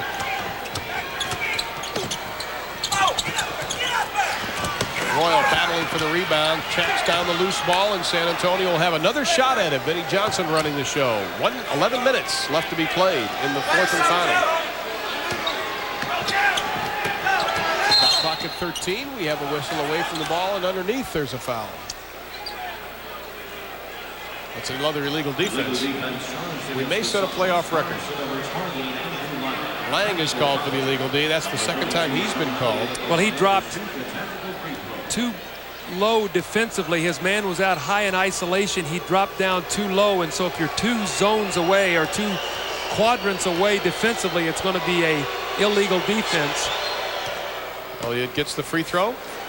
Coming up on Monday, don't forget, tomorrow night, Boston and Indiana with Bob Neal and Hubie Brown. Then Tuesday at 8 o'clock, we have another doubleheader for you. It'll be New York and Detroit. Doug and I will be there. And then at 10:30 immediately following, Golden State and Seattle with Jim Durham and Jack Gibbons. Only Elliott points this half have been on illegal D's as Donald Royal takes it strong to the hole for his first field goal of the ball game. Quietly is 11. That's what I was going to say. Quietly, it's an 11-point game, so the Spurs are continuing to compete. They're not going away. This team is very unified, the San Antonio Spurs. They know they're playing without Robinson. The foul lane can't get it to go. In fact, during warm-ups, they all had looks on their face, no talking, but they realized that they're 2 players down. That is extremely hard to make up. I think we need to point out also, too, that the Suns have not played Tom Chambers today. They've gone to their bench, and they've come in with Ed Neely. They've come in with Mark West, but we see Tom Chambers sitting there. He has not yet played, so... You know, the interesting thing about this, and this is the tough thing about coaching, if the Suns go on and win this game, the first question Cotton Fitzsimmons will get in his press conference is, why didn't you play Tom Chambers? That's right, exactly right. It never goes away. It's a no-win. You're on an island by yourself. That's exactly right. It's a tough thing. Neely out on Royal. Ed Neely with the big hammer. That'll be his second personal foul. Donald Royal, another interesting story. There are a number of them here tonight. Royal, originally a third-round pick back in '87 by the Cleveland Cavaliers. He went to Notre Dame. He's a young man who played in Israel last year, right at the outbreak of the Gulf War. And he signed in different names at hotels because he was afraid that they'd be after Americans over there. And he even used Hakeem Olajuwon one time. If you're going to pick somebody, you might as well pick him. Little isolation. Sean Elliott. A little double team by KJ. Shot clock at 7. Royal. High archer. Nothing but backboard. Hornacek breaks down around Vinnie Johnson. Here comes Lang. Hello!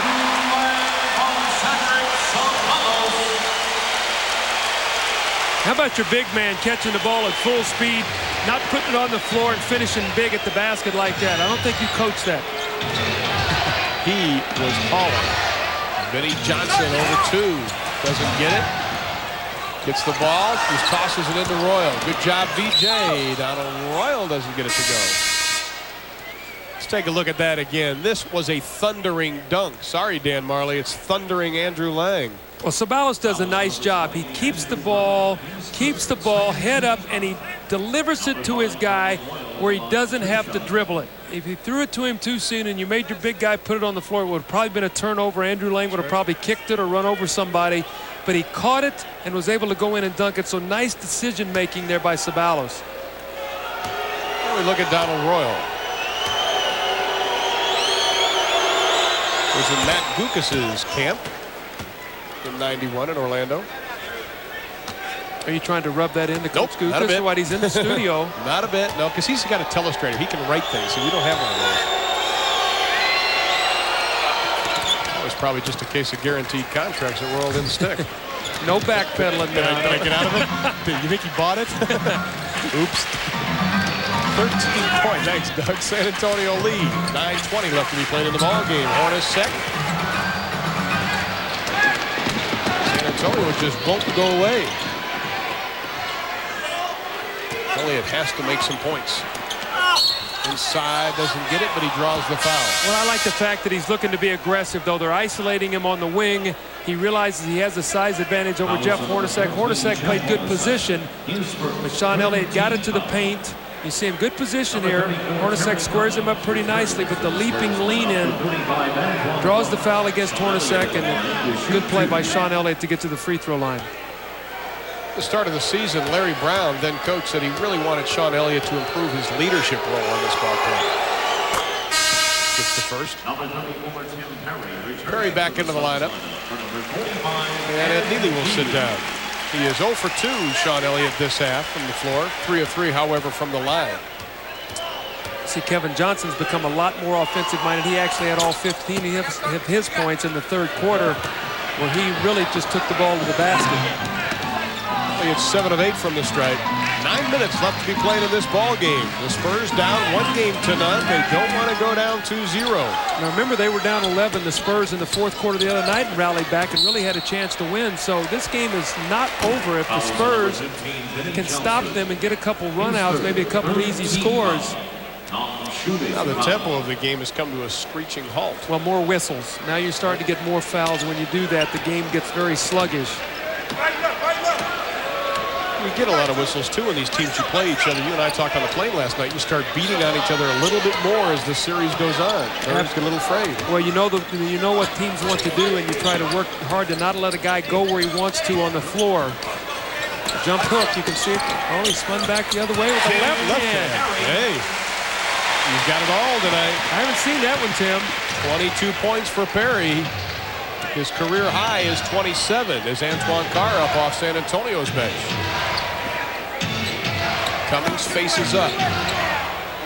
That's a one-man game. Well, the problem is with that missed shot with guys in isolation, there's nobody to get an offensive rebound. So when you isolate and go one-on-one. That'll be an offensive foul, and I think it'll be on Tim Perry. That is his 5th personal foul.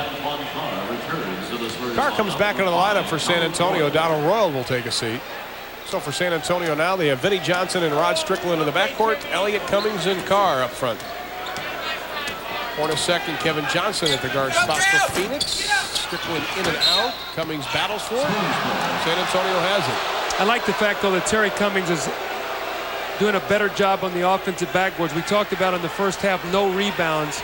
I know of at least 2 or 3 times now he's gotten inside and worked hard to give his team a second chance. Hornacek doing a good job on Elliott, able to get through, draws the foul. That may be called on Ceballos. Fouls on number 23, center It is. Ceballos. That is his 5th personal. So Perry with 5, Ceballos with 5. Number 32, Sean Elliott. See, Sean Elliott realizes that he can get the ball where he wants to go against Jeff Hornacek. Hornacek does a good job, but Sean is bigger, so when he gets inside there, they're going to have to give help. That time, Ceballos was the man that got caught. Elliott, who's increased his scoring average each year in the league from 10 to 15.9 last year. This year he checks in at 16 threes. He's a guy that can average 20 points a game. He's a guy that can, he's an excellent free throw shooter. He has three-point range. He can drive the ball to the basket. He can play big guard, small forward. He has the ability to score 20 points in this league, and I think you're going to see that in the near future. Well, the way Jerry Tarkanian talked today, he's counting a lot on Sean Elliott next year. Yeah, we had a nice talk with Tark today by the pool, and he really is excited about his opportunities here with San Antonio. Inside Kevin Johnson, maybe one too many passes. You had to mention Poole, right, Doug? Well, you got to get a little Poole time. That's why at our production meeting.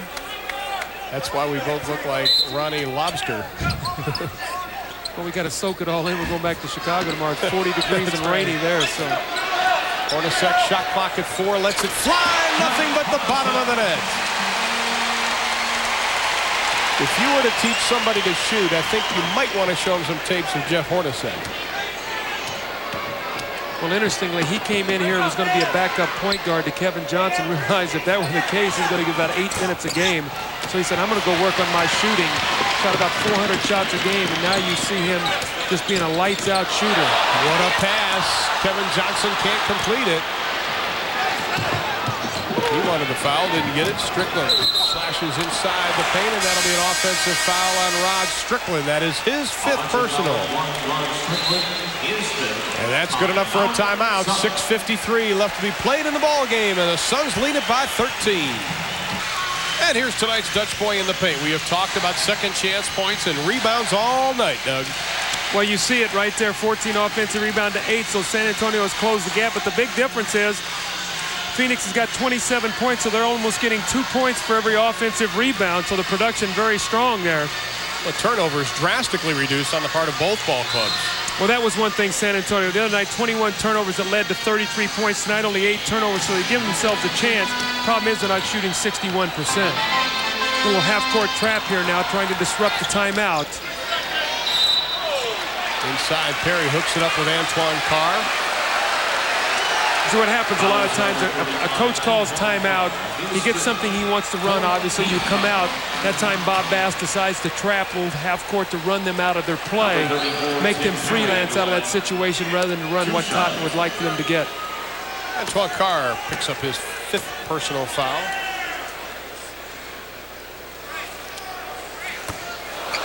Perry off the back of the iron.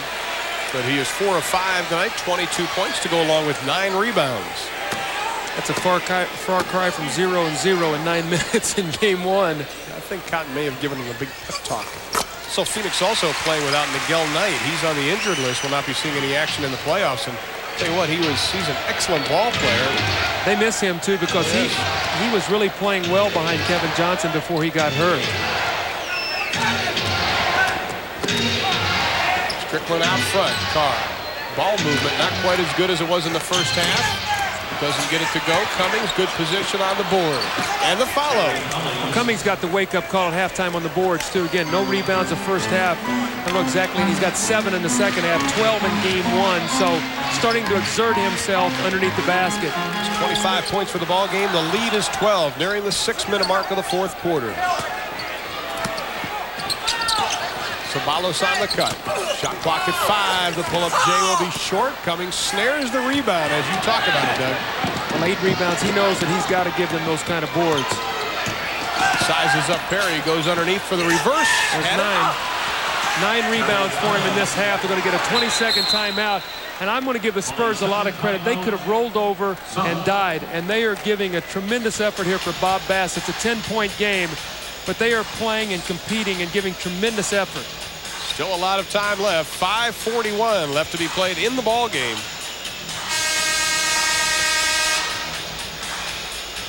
San Antonio has to put a run together and Terry Cummings might just be the person to lead it. Well, he loves to shoot with his left hand around the basket. He goes right, he tries to finish it, he doesn't get it, but watch, his feet hit the floor, and he comes right back after it. Three Suns watching. Too late for Andrew Lang. 2 points, that's 2 straight possessions, offensive rebounds and scores for Terry Cummings. And that's 9 rebounds now in the second half. Phoenix already over the century mark. They were under 100 points only 11 times during the regular season, and only 3 teams had better marks than that. So they are able to score a lot of points in a hurry. Again, the half-court trap. Still a lot of time. Don't want to leave him. That's a horse shot for Jeff Hornacek. 25 points for Hornacek. Had 21 in game 1, and as we mentioned at the top of the show, he was only 8 of 18 from the floor. Much better tonight. He is 10 of 16. Cummings coming alive offensively. Go left, young man. 29. It's another good one. Still around Tony Brown is my favorite. Shot clock at 10. Ceballos sets the pick. They kick it back to Hornacek. The running right-hander goes. We've got a lot of candidates for the Budweiser player of the game tonight. Outside, Vinny Johnson drains the 3. The importance of shooting. Man, you get inside, defense collapses, you throw out that 3-point shot. Really, really can hurt a team. Now you've got to be worried about staying home with him. There's a 9-point advantage. Still a lot of time left. Cummings on Perry. Hornacek over Vinny Johnson, and Jeff Hornacek lights out tonight. The jumper is back for Jeff Hornacek. I know when I talked to the San Antonio Spurs coaches before the game, they said, look, we got to hope that Hornacek continues to struggle from the field. Well, he has not struggled from the field tonight. Dan Marley not playing for Phoenix here in the fourth quarter. A strained left knee. Antoine Carr rolls it home, playing with 5 fouls. Juan now with 15 for the ball game. Well, they can't trade baskets, though, Ron. They've got to get some stops here. It's a 9-point game, 3:30 remaining, so they got to get a couple stops if they have any hopes of winning. It's not a moral victory to play them close. Right. They got to go for the win here. The effort is there. Kevin Johnson in and out. Here comes Terry Cummings. See a 1-on-4. A 3-pointer or a 3-point shot pulls him to within 6. And Terry Cummings had the look in his eye, took it from one end to the other, and he cuts the lead down to 7. So it appeared as though Phoenix had it in hand, but now they find it close. Well, the misconception is if you want to score, sometimes you got to be the guy you run the play for. I like to set screens. Watch Jeff Hornacek here. He sets the screen, the back pick. Vinny Johnson has to help. Look, he turns his head. Who's going to get the shot? Jeff Hornacek. So you want to get open, learn to be a screener. San Antonio, who started the quarter 1 of 8 from the floor, now 6 of their last 7, and that has got them back into the ball game. What a pass. Kevin Johnson inside. High screen and roll. KJ going to his right. The help was late getting there. So again, the bread and butter play of the Phoenix Suns, the screen roll, KJ runs it to perfection. Ceballos with 25 points, 2 off his career high that he set this year. Got a mismatch. Antoine Carr inside. Vinny Johnson. Antoine will be called for a walk. He may have waited too long, and I think he lobbed it maybe too high to him. Well, Vinny Johnson did not give him a good pass. The Suns got away with switching. Steve Burt got caught against Antoine Carr, but the poor pass set up the travel. Here's the high screen roll again. Andrew Lang setting the high screen roll. You go either side, right, left. Goes the other way this time and finds Perry this time going left. Tim Perry has tied his career high. San Antonio needs a timeout.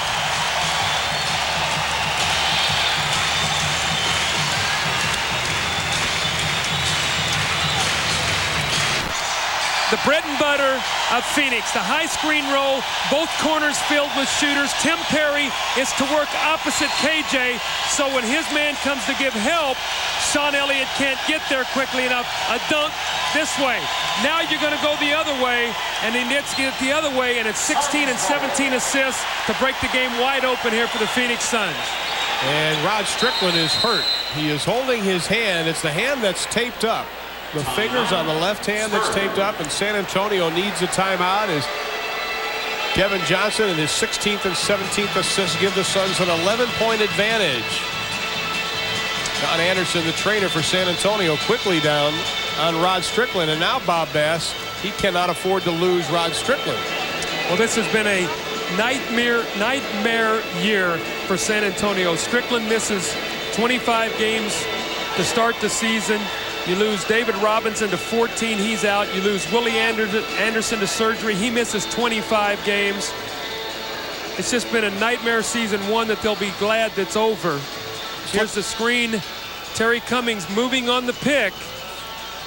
Looked like his wrist almost, didn't it?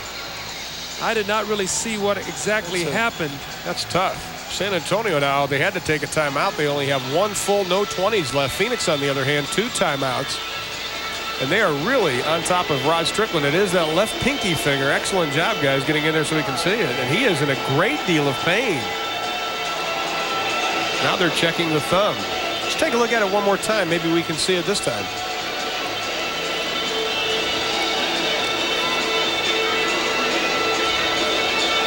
Well, let's take a look at KJ first of all and his assists. Well, see, he had gone right the first time. These are the 2 plays that really broke it up. Now watch Tim Perry. He's going to come into your screen underneath. He works opposite, out of the vision of Terry Cummings. And again, Vinnie Johnson's guarding the guy in the quarter. He can't get down there soon enough. That play, when you draw it up in a clinic, that's the way you'd like for it to work. 2 straight scores. As again, KJ with his 16 and 17 assists. We see Rod Strickland getting up. With 2:09 remaining, we might not see him the rest of the way. He looks like he's in a lot of pain. Well, our score is 111-100. 2:09 left to be played. Strickland 10 assists, 5 rebounds in the ball game. So now they're playing one man short as Sutton checks into the lineup on KJ. Back to the same play. When it works, keep going to it. So KJ's got the high screen. Andrew Lang giving him some hand signals as he's facing off with Antoine Carr. This time they'll get Hornacek a jump shot. There it is, and the basket. Hornacek with 31 points for the ball game. His career high is 35. Perry has already reached his career mark. Vinnie Johnson stops and pops and flops. Get it back to KJ, Jeff. Let him run the same play again. Use a little clock. If you can't stop it, keep doing it. They're going to leave Hornacek. I guess they get the idea this guy can shoot. I mean, maybe they want the national TV audience to figure it out too. But I mean, this guy's making every open jump shot. I thought the law of averages would catch up. Antoine Carr for 3. Carr only 1 of 5 on the regular season. Nails it, and it cuts it back to 10. Now Carr has to come out on Hornacek. Sutton picks him up. Burt, the turnover. Excellent job, Hornacek to Lang to the basket. The subtle little plays that gives your team 2 points. Jeff Hornacek tips it to Andrew Lang. We have a blocking foul call. That'll be on Jeff Hornacek. That is only his 2nd personal foul. Well, what a play on the defensive end, or on the other end, by Jeff Hornacek just to tip the ball and try to keep it alive. Well, the presence of mind to find a teammate in the air and tip it. I know we sound like Jeff Hornacek fans here, but you've got to be the way this guy is playing tonight and the way he has played all season. And the fans at Veterans Memorial Coliseum begin to head to the exits, thinking this one's well in hand. The last year for this building, they move into their new America West Arena next year. Well, as I talked to Cotton before the game, he talked about, you know, I felt like I wanted to close the Coliseum down, and I wanted my new coach, which will be Paul Westphal, to open up the new arena, and he's going to get that opportunity. Secondly, I think it was important, as we see Steve Burt lose the ball, that regardless of what happens to Phoenix in the playoffs this year, that Cotton makes the decision not to coach. It's not like it's made for him by someone else. Inside, Antoine Carr, a thundering jam. Too little, too late. 38 seconds left, an 8-point advantage. Vinnie Johnson, the foul on Steve Burt. As we mentioned, in the last 8 years, only 3 teams have been able to come back from 2-0 deficits. But the good news for San Antonio is they're going home. The bad news is Rod Strickland is injured. He is still down the end of the bench, getting his whole hand taped up by John Anderson.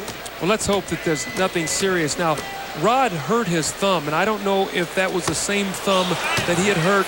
I don't know if it was this season or last season. He had thumb problems, and if that's the same one, you look at it, the look on his face, and he's not very happy, obviously, that he's in pain right now, and I'm sure a lot of questions wondering how seriously he's injured.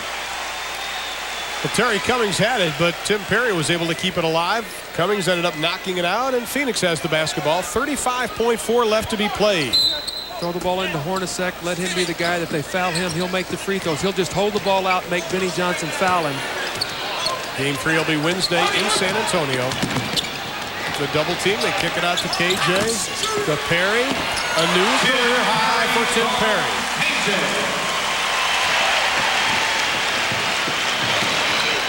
Elliott for 3. Doesn't get it. Vinnie Johnson with the rebound. The turn, the right-handed hook won't go. We have a whistle and a foul. 11.3, the Suns lead it by 10, but they have been in control from the beginning. They led by 7 at the end of 1, 11 at halftime.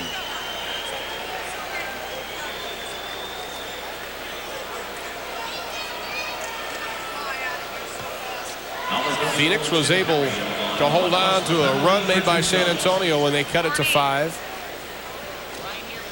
But Tim Perry, what a night for this young man this evening. 10 rebounds to go along with 29 points and give him 30. It's going to go down as a loss for the San Antonio Spurs, but it was not a loss in effort. They came in and played very hard, and I know that I've talked about they were teetering on the edge, and it looked like they were going to get knocked out, and they just wouldn't allow it to happen. They had a lot of pride, and they sucked it up and played a very competitive game here today. Phoenix was in control, but they had to play good basketball to win it. They just did not be able to throw it out there and San Antonio roll over for them. Well, Tim Perry adds one more to the career high. 11.3 left to be played in the ball game. Phoenix has a victory, but they lead it by 12. Still with 11.3 left to be played, Jeff Hornacek with 31 points. Tim Perry with 31 points. Kevin Johnson with 21 points. Andrew Lang left the game with 14 points. And they have really paced the Phoenix Suns tonight, who are without Dan Marley, who left in the third quarter with a strained left knee. His status is still uncertain for Game 3. Rod Strickland out with a hurt left hand, has it all bandaged up. But a gallant effort by the San Antonio Spurs. But Doug, like you said, it still goes down as an L. And now the question is, it has been very emotional for them for 2 days. They have put a great deal into this series. Can they go home and regroup? Will they have enough in the heart to pick it up? Will they have enough bodies? If Rod Strickland can't play, they will not win. Phoenix will beat them. If Rod Strickland plays, they have a chance. But if Rod Strickland is hurt and cannot play in Game 3, it's over. And speaking of being over, that is exactly it. 119-107 is the final score, as the Phoenix Suns, behind Kevin Johnson's 21 points, 19 assists, Hornacek and Perry's 31 points, they go up 2 games to none in the best-of-5 series against the San Antonio Spurs. So, Doug, the key to the game, I think, had to be right at the beginning, where San Antonio said they had to come out strong. They had to make a big impact right away. But Phoenix was able to withstand any type of pressure they put on early on. Well, they kept their big guys in the game today because they didn't get behind. And then, you know, Jeff Hornacek had such a great game shooting the basketball. Kevin Johnson with 19 assists. It was an all-around effort today by the Phoenix Suns. Speaking of Jeff Hornacek, 31 points on 13 of 20 shooting, 4 assists, 7 rebounds, and Jeff Hornacek is with us now. And Jeff, we talked about the fact maybe your knee wasn't feeling so hot. In the first couple minutes, shot's a little flat, then you started filling it up. You're obviously feeling much better. Well, whenever you make your shots, everything feels fine. You know, it's been a little sore, but these last 2 games, I felt fine, and I just wasn't making the shots, and luckily in the second half, I started to make them.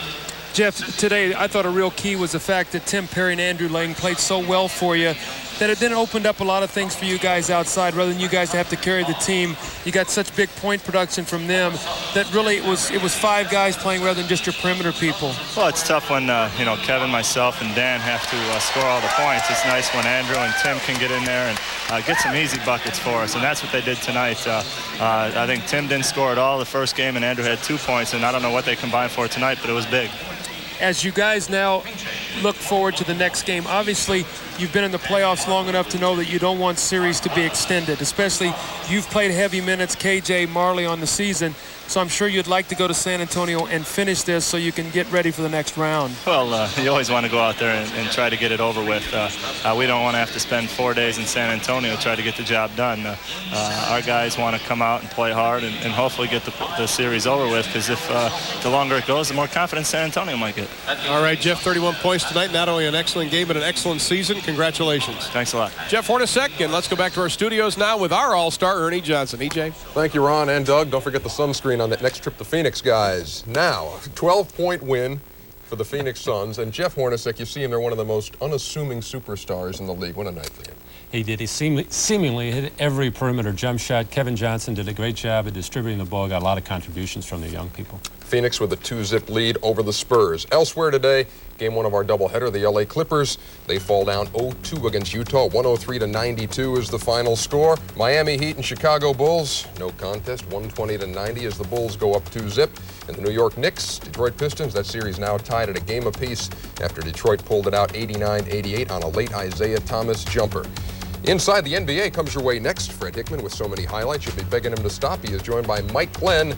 The Stinger stops by for another visit. And tomorrow night here on TNT, the Celtics and the Pacers, Game 3. Boston with a chance to close it out if they can win at Indiana. Next order of business for this guy, Matt Gukas of the Orlando Magic, of course, is the lottery. You're in there with a shot at the Shaquille O'Neal thing. And, folks, if you could read the mind of Matty Gukas, this is what you would be seeing these days, constantly thinking of May 17th and seeing that magic ping pong ball come to the top and a shot at the #1 pick. Seriously, how do you look at this? And if you can't get the Shaq, where are you going on this Well, thing? we get 10 of those ping pong balls. Hopefully one of them comes up very soon. We need a lot of help. Obviously, Shaquille O'Neal is the #1 choice by most of the scouts right now. Alonzo Mourning right behind him. Christian Laettner certainly figures up there. If underclassmen like Jimmy Jackson and Harold Miner come out, that'll make it nice. And Walt Williams figures to be a high pick as well. Some attractive picks in there. We usually don't do this, but we do have a gift for Matty for coming up here and spending the weekend. And your chances for the #1 pick dramatically improved. Minnesota has one more ball than you, or at least they used to. Here you go. And I've written magic on all of them. Matty Gukas, you're a good man. Thanks for being here. Thanks, Appreciate Ernie. it very much. We'll send you back to Phoenix for the Bud Player of the Game after this, and we'll see you tomorrow night, folks.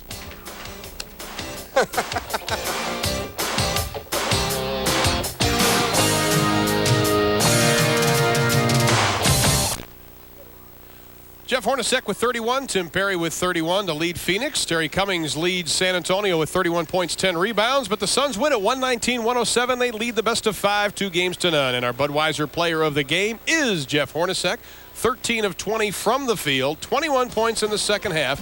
Jeff Hornacek of the Phoenix Suns, our Budweiser player of the game. And what a game he had. He pulled the trigger from everywhere tonight, Doug. Well, you know, if you're Cotton Fitzsimmons, you have to be very excited because the last 2 weeks of the season, that jumper didn't fall with that kind of regularity, and they're going to need him against the Portland Trailblazers. It looks like those two teams we matched up in the next round. Well, coming up next inside the NBA, join Fred Hickman and Mike Glenn for all the highlights from today's NBA playoff action. And our next game coming up on TNT, it'll come your way tomorrow night, 8 o'clock Eastern time, the Boston Celtics and the Indiana Pacers, where the Celtics lead that series 2-0.